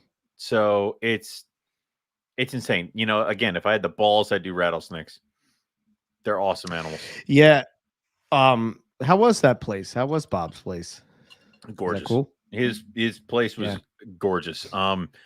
He had the stuff on his collection, his museum thing was awesome. It was full of nothing but nerdy reptile crap and art this, and then also the gorgeous animals that he had on display. But I mean, he had a whole display case of like the venom kits of what happens when you get bit, but then he had like shells and eggs and artwork of all the reptile people, like little clay figures of like Tom Crutchfield and Kevin McCurley and stuff like that. Yeah. And I'm like, all right, so what I have to do is commission someone to make little clay figurines of me and you and mail them to Bob Ashley and hope that he puts them in the display case. So, but they were, all his setups were gorgeous.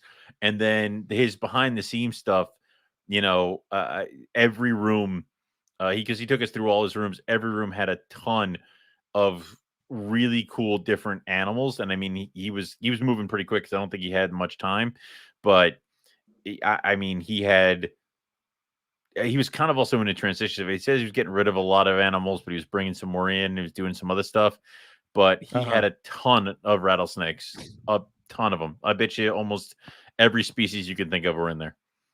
It was awesome. That would be cool. That would be cool to see for sure. Yeah. Yep. So do you like Texas better or do you like Arizona better? Or you can't compare? It's not the same?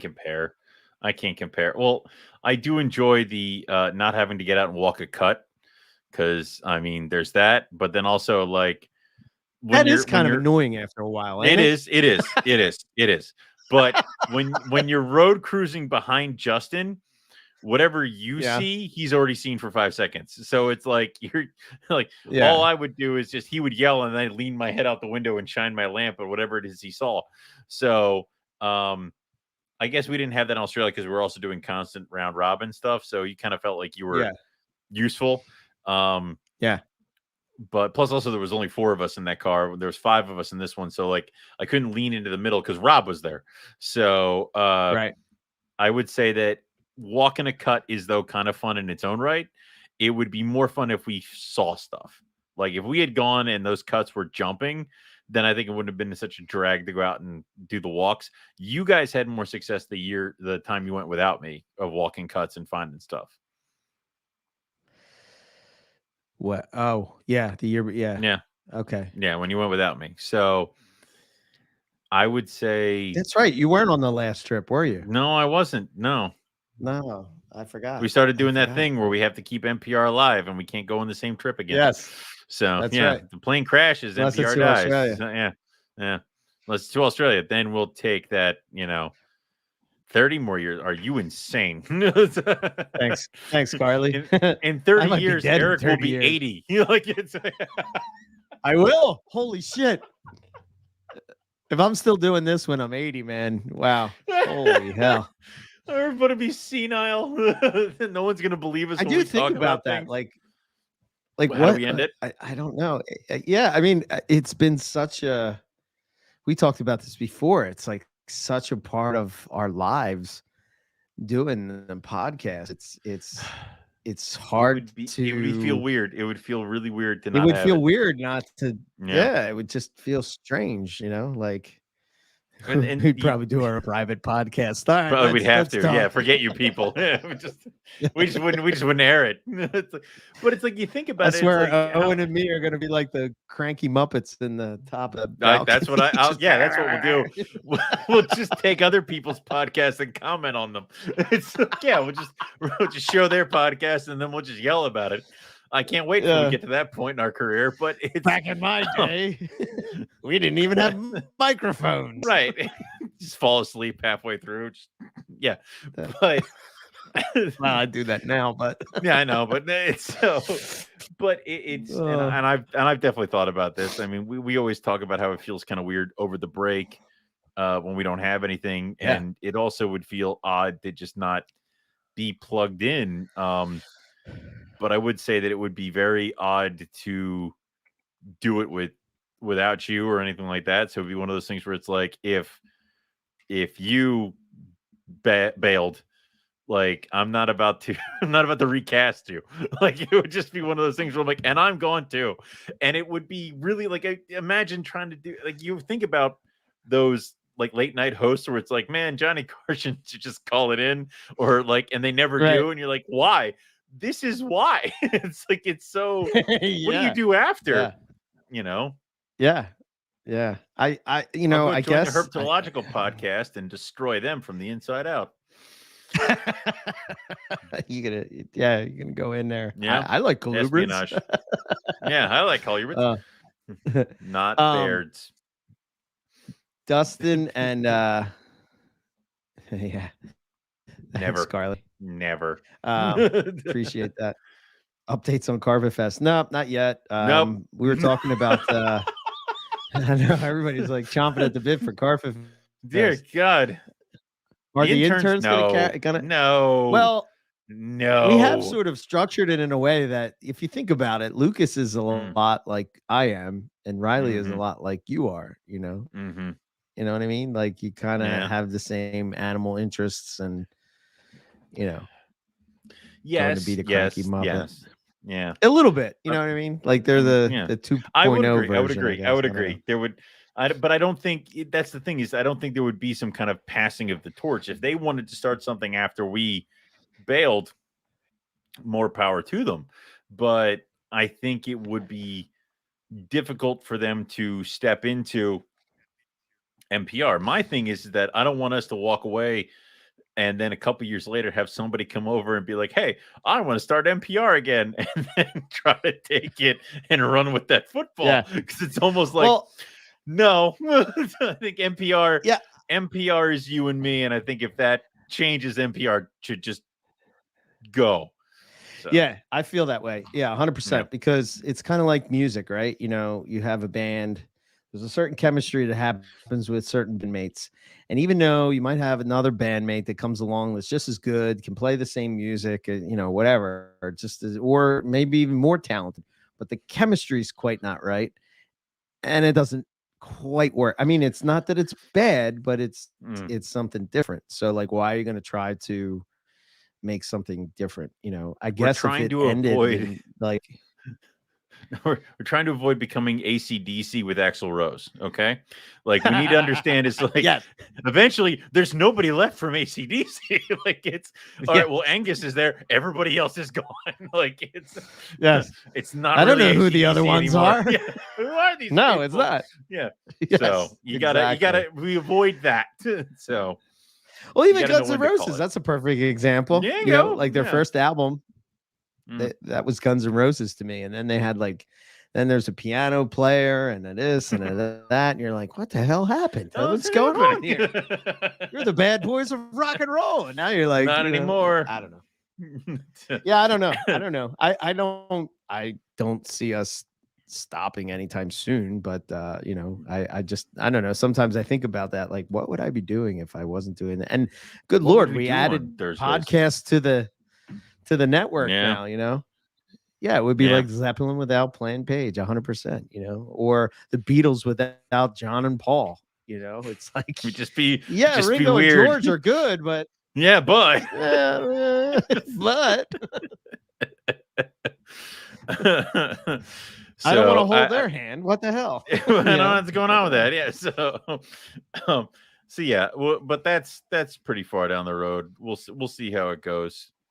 I have several music references. Thank you very much. None of them are correct, but yeah, when he has a good one, I give him. You have to reward me. I have to get a sticker. Yes. So yes. Was there ever a better rock and roll band than Led Zeppelin? I mean, come on, man. I mean, I like that's probably what I would do. Oh, I would probably start a music podcast if I. I've thought about doing it even without it, but you know what I mean? But yeah, me and Keith have our own thing going, man. Every day we're sending each other TikTok videos of like these musicians. I got to say, man, the musicians of today, these young kids, holy shit, do they tear shit up? You know, I'm like, oh, good Lord. Hey, there's some amazing stuff. People are talented, and now you get those people in front of like cameras. So yeah. I'm curious to see though. YouTube stuff was around and you were younger. You could have had your own guitar channel. Oh yeah, dude. I probably would not be here.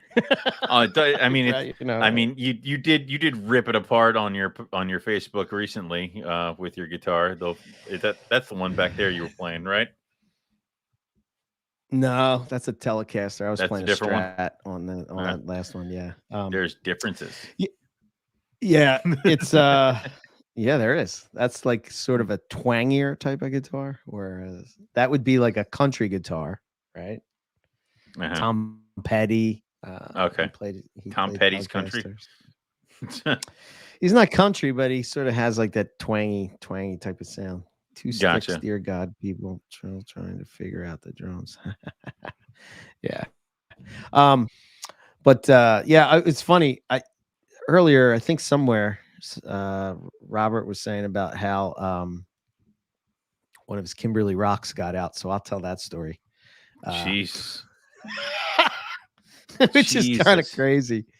So the Kimberly Rocks in the Exeter cage. Yeah. It's one of those tall, you know, yeah. They're still small, but anyway, there's like the little clip that you kind of have to lock push the doors in and it locks, right? Mm-hmm. Well, I clipped the clip, but the one door looked like it was shut, but it wasn't shut all the way. So I come back and I look and I think I thought I saw the three of them, right? And I'm like, oh, okay, no big deal. Shut the door and everything is good. So I noticed that when I had the dogs were in the room, they were looking over in the corner, like they would not stop looking over in that corner, man. And I'm like, I don't understand, right? So yeah, I didn't think nothing of it. You know, a day goes by, another day goes by, and I go to take the trash out. So I come into this room, and I Mhm. have a trash can that's like underneath the desk. So I get Mm. up the trash and put it in. So I have no idea how this happened, but when I went to take out the trash, I went out my snake room door, and you know how that goes into my driveway. So Right. I'm in my Yeah. driveway, and I come walking back in, and there on the edge of that door, the Oh Kimberly no. Rock monitor sitting right there on the threshold of that door. And I'm like, Oh, first of go all, run inside. how did Oh God, you? run inside. I was like, okay. And this was weird for me, man, because I'm used to doing the snake thing. And Mm. I'm thinking, like, okay, what do I have to do for the lizard thing? But it was kind of chilly. So I'm thinking, like, maybe it's Maybe going to be he's not as cold. fast, not it's going to be Yeah. pumped up, whatever. So I'm like, okay, I gotta be real careful about this, because if I miss him, he's going straight into my lawn, And he's and gone that is forever. going to be a disaster, Yeah. So, um, cool thing is that I kind of like scooped my hand down, and it kind of just jumped on my hand. So I was like, oh, okay, cool. So then I took him in and Run put him inside, in. close the door. Yeah. And I put him in the cage, and I'm like, okay, good. 1, 2, 3. All right, we're all good. For I cannot figure out how that monitor got to. The only thing I can think of is like when I was taking out the trash, it was on my shoe. Like it jumped on Mm. my shoe from the room, and then, like, as I was walking, and then it jumped off onto. I don't know, man. I Dude, don't know. they're so small. It could have jumped on your like back or something like that. I mean, Maybe. they're. I don't know. That's insane. That's So nuts. I am meticulous about Hmm. making sure that everything is locked up. Let's say So there was an added lock now, isn't there? Like it's one of those. yeah, so the first cage, yeah, I had this cage, and I Mhm. built this background. It was super nice. Everything was cool, really, really, really sharp. But the problem is that I guess like so Dory bought it for me for my birthday, Mm. and Mm. I've had this cage for like a long time, and I didn't know what to put in it. And then I was like, oh well, when I get the Kimberleys, I can put the Kimberleys in it. And Mhm. I guess it's like the PetSmart version of like an Exoterra, but they Mhm. don't have like there's gaps in the top. So when they shut the doors, that you can see where, I mean, if it's a big animal that's in the Yeah. cage, they're not going to get out. But you'd Right. be surprised how well you've seen them. You've seen baby Yeah, monitors they're before. very They're small. freaking Yeah, tiny. and they can flatten So themselves. So I mean, no. yeah. So Mm-mm. the first night I got them, I put them in this cage, and I come down to check on them at night, and of course, right, this is what they kind of do in the wild. They kind of go find a rock crevice, and they kind of like Chill. snuck them, Yeah. sneak in there and sort of just chill out, right? Mhm. So I come down, and all 3 of them are lined up along the glass, but they're like half of their tails are sticking out of the cage type of They're thing, and I'm half in, like, half out. oh my god. Oh Like, shit. this is not going to be good. Like, what the hell? Like, I don't know, things you don't think about as a snake keeper. And, so I had to real quick improvise. So I got like, until I got another cage, I had, Mm. the weather stripping you put around your Yes, window or I your was door I or was something. about to So suggest that. Yeah, that's what I did. I kind of put it along the rim and then put it in and closed it. But smart. yeah. So then I was like, screw this. I'm going to get it. I'm not buying these cheap ass Exoterra things. I'm buying the real thing. Oh, and the real ones. And of course, then, I'm having Dory's like, oh, how come you don't have nothing in that cage? And I'm like, well, they're too small for chuck the that skink in cage there. yet. And Yeah, yeah. yeah. Just chuck the So skink in there. He's big and blocky. He ain't getting any of it anywhere. Yeah. So yeah, I'm glad I got the Kims. Kims are they're doing great too. Nice. Yeah, really cool. When am I going to get a frilly? Yeah, well, Soon. Um, He'll break down and get it soon. No, I'd like to get. I really like, so this wall here that's over here, those white cages are going to go, and they're going to be a bank of basically that whole wall will be 4 cages. Nice. So it's a 10-foot high ceiling, so it's like 5 foot each cage will be, and it's going to be the Ackies, the Kimberleys, And I would like to get some other type of dwarf monitor in the one, and then I think I might make the bottom one the skinks, whatever. But skink. yeah. So then that whole wall Cool. would be like just like 4 cages. That would be cool though. Yeah. Yeah. I really, and then seeing the stuff that, to your point, what you're saying earlier with Ari, I would love that. See, that's sort of where I'm at, right? I want to go into my snake room and not be stressed where I gotta clean all these cages. I gotta change the wood. I don't know. I guess I'm just old, man. I don't know. But well, no, it's a different part of it. Like, do you really want to be spending your time doing all this stuff, or do you want to be spending your time doing other things and then just enjoy your animals? And that there's nothing wrong with that. There really isn't. So, and then I think we've kind of talked about this numerous times where you can keep animals and not breed them. You can just enjoy the animal itself. So that is quite enjoyable. Why not? Oh, dude, yeah. I mean, I enjoy the breeding aspect of it, but I enjoy the keeping aspect of it too. So there's certain animals that if I never get to breed them, I'm probably okay with. Like, I will never sell my Timor pythons because I haven't been able to get them to breed, because I just enjoy them as a species and I enjoy seeing them and looking at them. And my big thing is that I have 2 younger ones in tubs right now, and I hate it. But they don't like cages. When Rob had them, he put them in cages and they stopped eating. So I'm trying to get them bigger, and then I'm going to try to put them in cages and see what happens. So that is what I would like to do. I'm really excited he in the next them, couple. Right? Yeah. Yep. He moved them, and then they didn't eat. Yeah. And he had to move them back. Right. So I'm excited. Go ahead. In the next couple of months, I'm going to have the big. I'm going to have my 8-foot cages delivered, and those are going to be for my Argentines and then my retic. But then that means that they leave the 6-footers, so I can move my black-faced white lip out of where they're at into big cages where I can see them, and I'm excited for that. So yeah, that's gotta cool. love white lips. Yeah, when you crack that code, you're going to be over the moon. They're all mine. They're all mine. Like, I don't blame you. Yeah, well, yeah. If people think I'm going to sell any Timor babies, they're insane. Like, I'm at least keeping 3. Like, the rest of these are, I'm breeding for myself, dude. Yeah,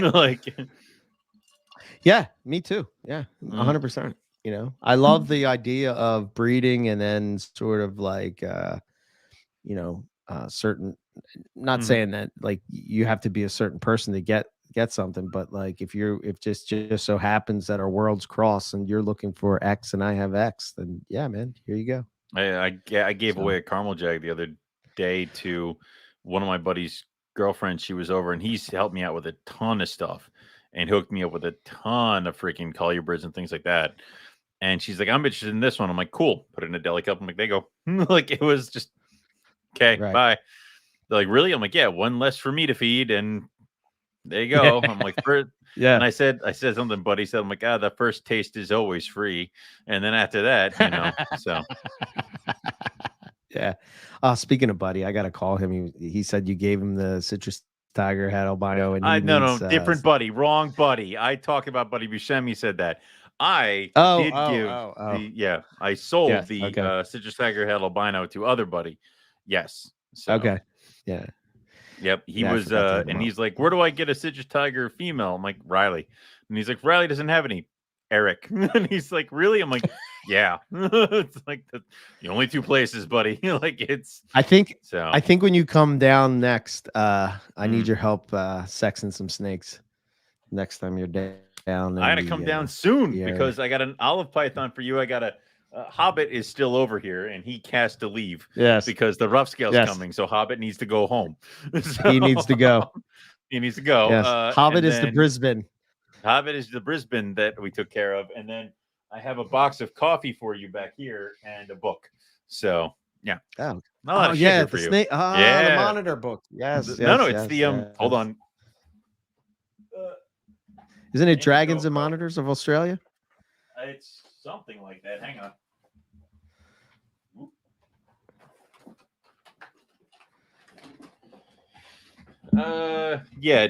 Dragons and Monitors of Western Australia. Yes.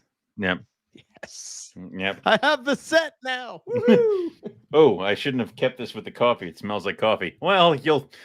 Excellent. Even better yet. I'll be dreaming of monitors as I smell the coffee. Yep. Oh. I got that for you too that I got to get to you. So yeah, I got to come down soon because I also have an olive python for you too. So. Oh yeah, forgot about that. Yeah. Yep. Again, one less mouth for me to feed. That's right. So, and all the shit that I took to Arizona. I love this thing, by the way. Like this almost isn't coming home to you because I enjoyed the hell out of this thing in Arizona. The little phone holder. That's cool, right? I know, it was awesome. Like I'm like, why do you need this? And I'm like, this is great. Like, yeah. So. Yeah, that's Did you end up using the light on the top of it, or? I used the light on top of it when we were out herping because it was brighter than any other flashlight I had on me. So I was just turning that on and just shining it when Rob had us do that night hike after we all had Mexican food. Yeah, that burritos. Was I used that. Yeah, I used that light to get us down and alive. Yep. Rob's gonna pop in for a view. He just texted me. So and then we'll. So stall until Rob gets here. Got it. Yeah, he said he's gonna pop in a minute. Cool. So, it's weird how those things go. But what babies are we sexing? What babies do you have? What's going on? Here? I don't really have babies. I just want to. Oh, they're older things. Cool. Yes, they're like yearlings, 2 year. Those type of things. So are we popping or probing? Because I'm not good at probing. Probing. I guess I'm okay at probing. Yeah, I'll give it a shot. Well, we can pop if you want. I don't care. Whatever works. I'll stab something. It's fine. Not my snakes. That's what I'm working on, Earl. The exotics right there, buddy. Yes. The double het axanthic granites. The axanthic granites. Yes. What's up? Hi, Rob. What's going on, guys? Yeah, same old shit. Yeah, just bullshit 10, for the last 2 10, hours. 11 years. Yeah. 10 years. The same shit. Yeah. Perfect. Yeah, we were just Rob will get a kick out of this. He's a stack. He used to say this, but we were talking about how many. So I looked it up. We're at 500. This is 511 episodes, which is 1,185 total hours, which is almost the time that it takes to incubate carpet python eggs, because it would be 49 days or 7 weeks is how many you'd have to listen to us for that long. So we're trying to get to maybe like 55, 57 days of talk, and then we'll stop. No one quit. So then you can just play Omelette Python Radio for your baby carpets incubating, and that's how it will go. But yeah. Or you need to carry it through like a scrub duration, so it's got to be more like 80. Monitor duration. 90? Yeah. Oh, monitors. Yeah, there you go. Mm-hmm. Okay, Yeah, now we're talking. All right. Or ELA's, 180 day, it's the big brand. Yeah. And we surpassed 1 million downloads, which is crazy. Nice. That just blew my mind when I saw that. I was like, holy shit. Yep. Yeah, But awesome. cool stuff. Yeah. Very cool. Have you So what's up, man? jump in at all, or? Nah, it's just been a new revision of Owen's contract might be needed. Is that your alias right there, Owen? I don't know what you're talking about. I didn't hire anybody to renegotiate anything. That's not why I'm wearing this tie. So yeah, he's got a tie on and everything. It's a fancy show, Rob. Yeah. I see. Okay. Thank you. Well, just don't cry over your feet, right? No, not right now. I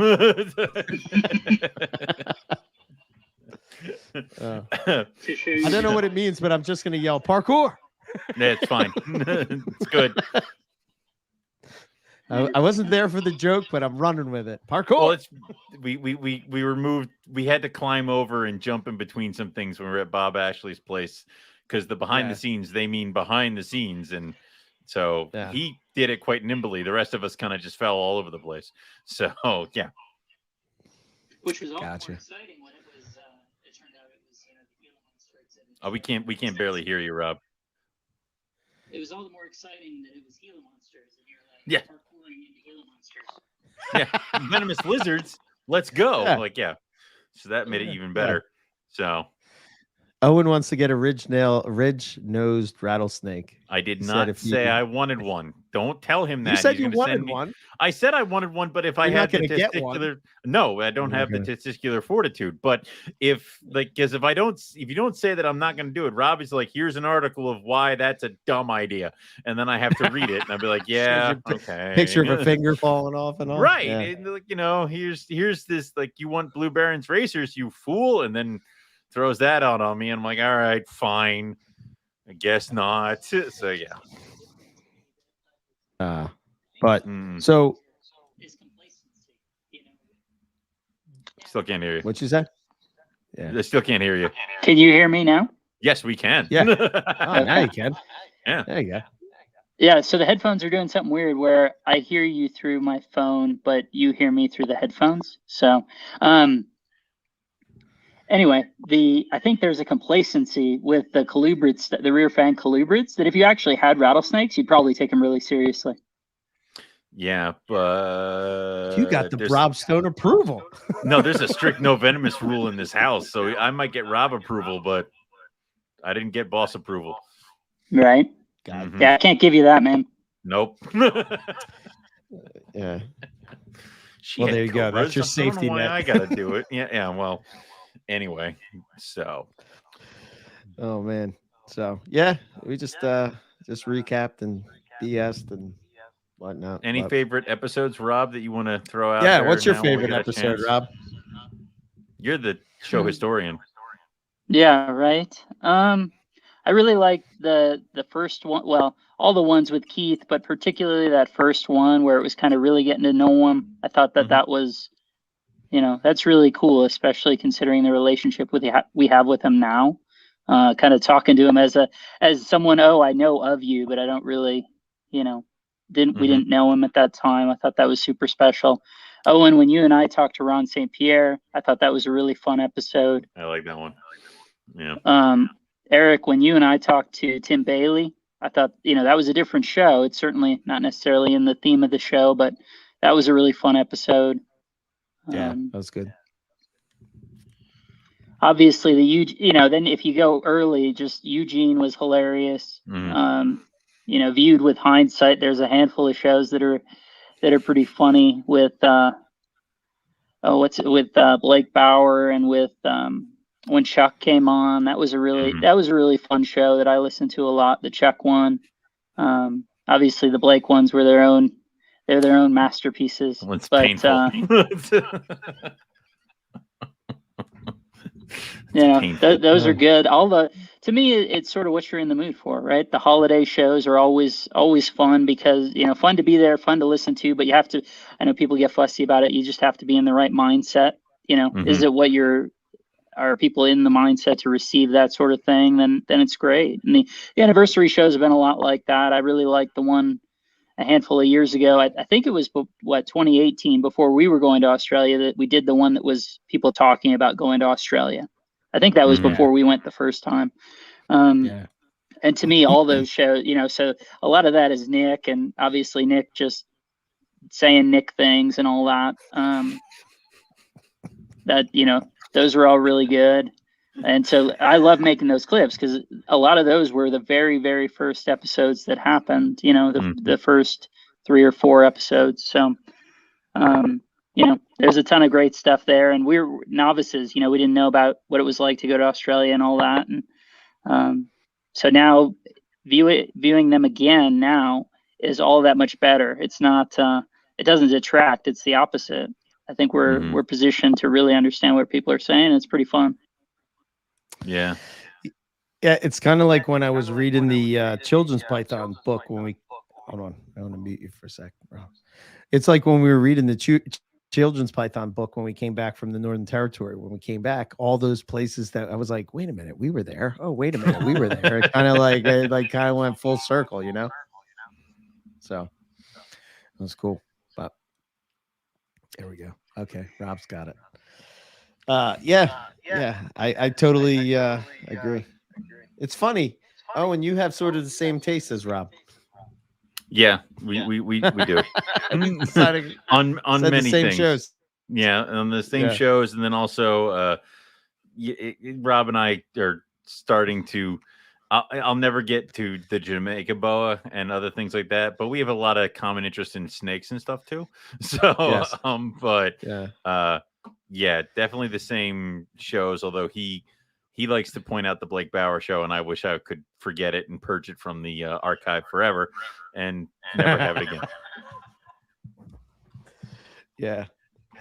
Oh man. Yeah, I mean, it's But good I don't stuff. know, Owen. I understand your mixed feelings on it for sure, but it's really fun, and you just have to look at it as good fun and just say, hey, look at all that you've learned, all the experience you've had over this time, and I think that's what's so cool about it.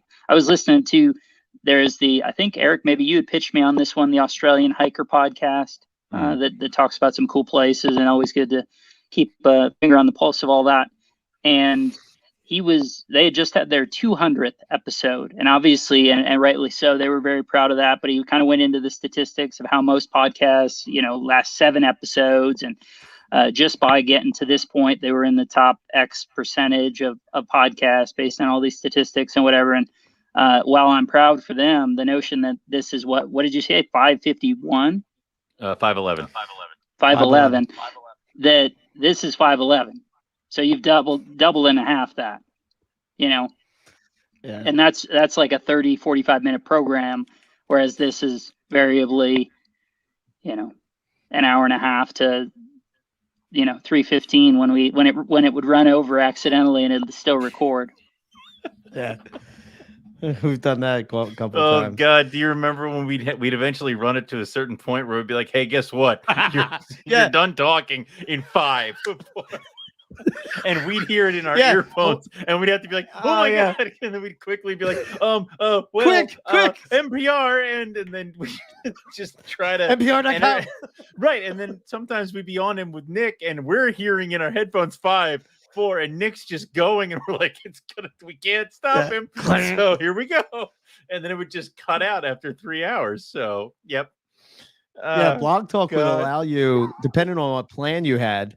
So like Reptile Radio had this like 45-minute plan, but I was like, no, because at the time I was sort of influenced by Joe Rogan's style of podcasting. Like if you're going to have a conversation, cutting things off to me is just, I don't know. And Rob, you agree with me on this one. It's like when you're getting into the weeds in a conversation, sometimes it takes a little while to rev the engine up. And once you get it going, people are ending it and like, what are you doing, man? You just got it. Like, I'm just getting into this. Like, you can't stop now.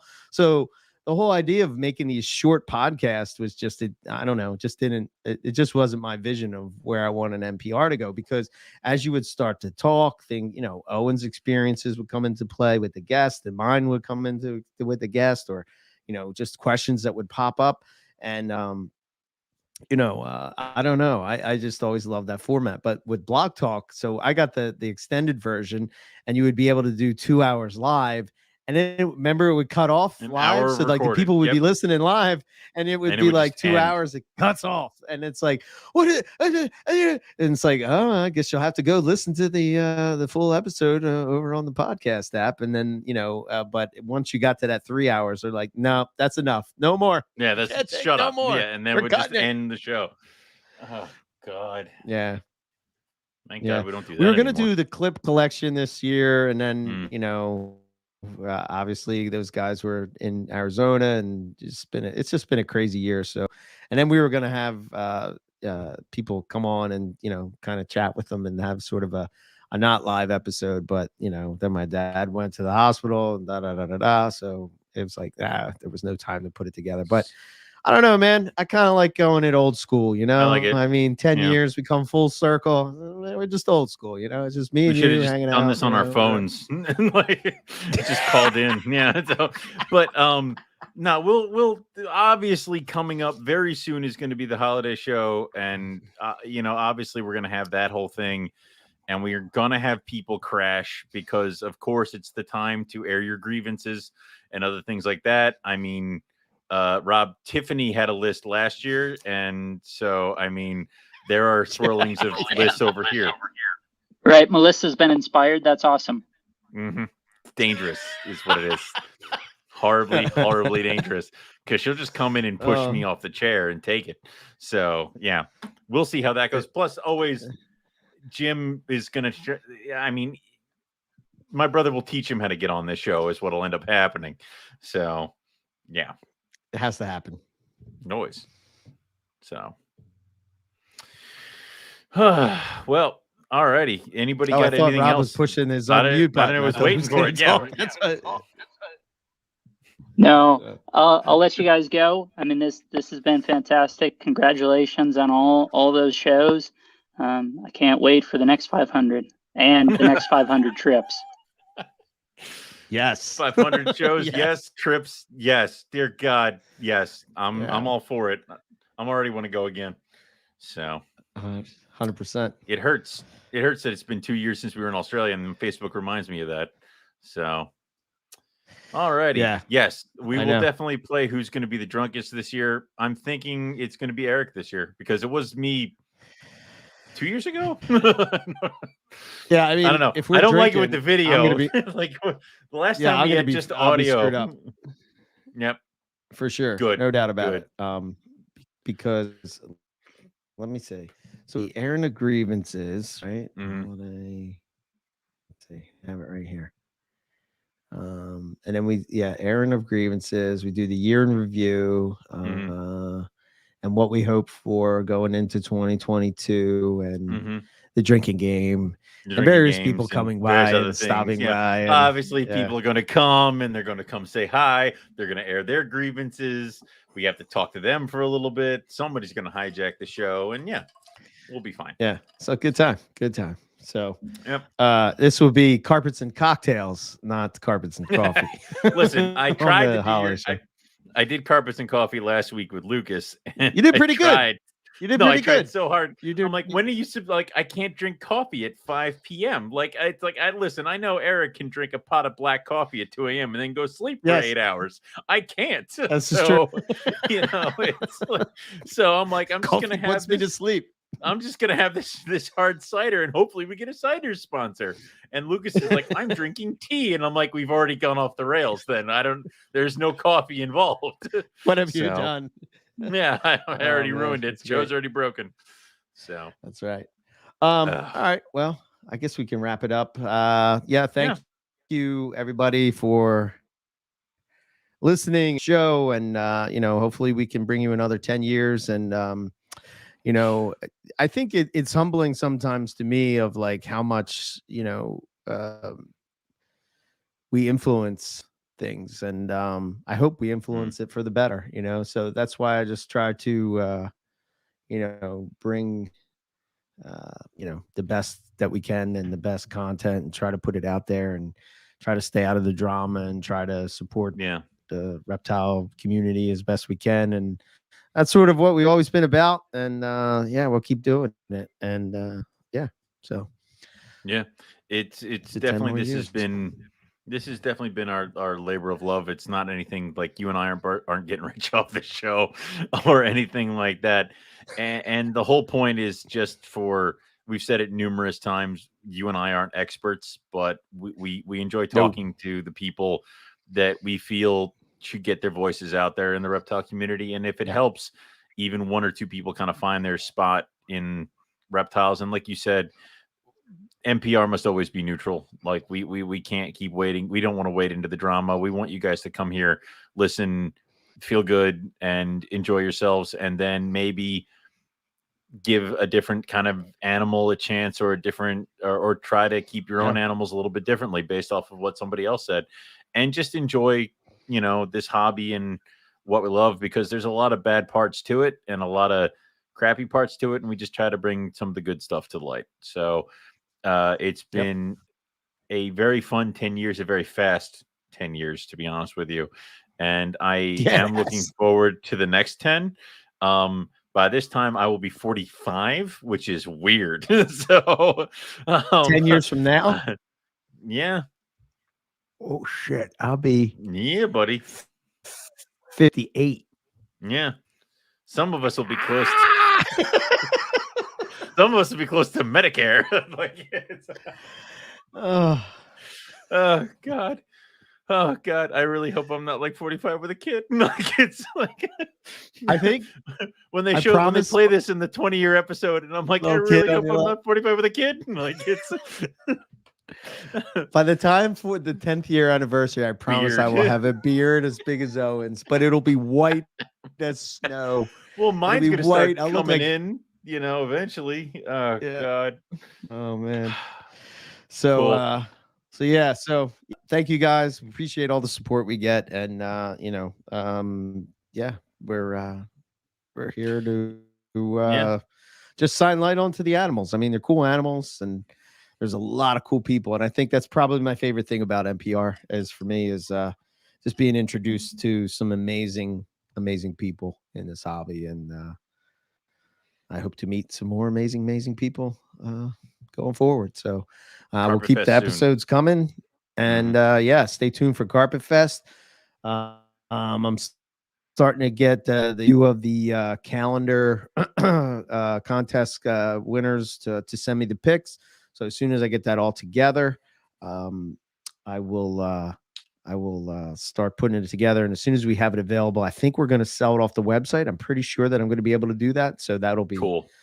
super easy, not Facebook, all that bullshit. So you just go right to MoreliaPythonRadio.com. And if you want to contact us, info@MoreliaPythonRadio.com. If you're listening to this on podcast, and sometimes every once in a while, Owen and I will do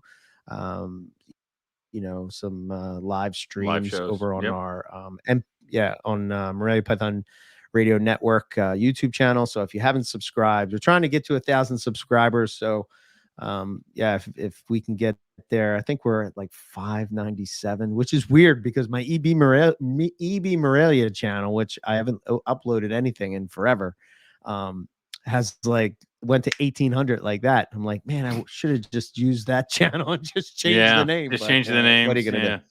Well, So if you're not a subscriber, go on over there. All the podcasts will go over there. And to throw this out there, that the Australian Herpetological podcast guys, Luke and Jason, they did a live stream, but for whatever reason, it didn't save to the StreamYard thing, so I couldn't upload it in a podcast format. So it was pretty cool.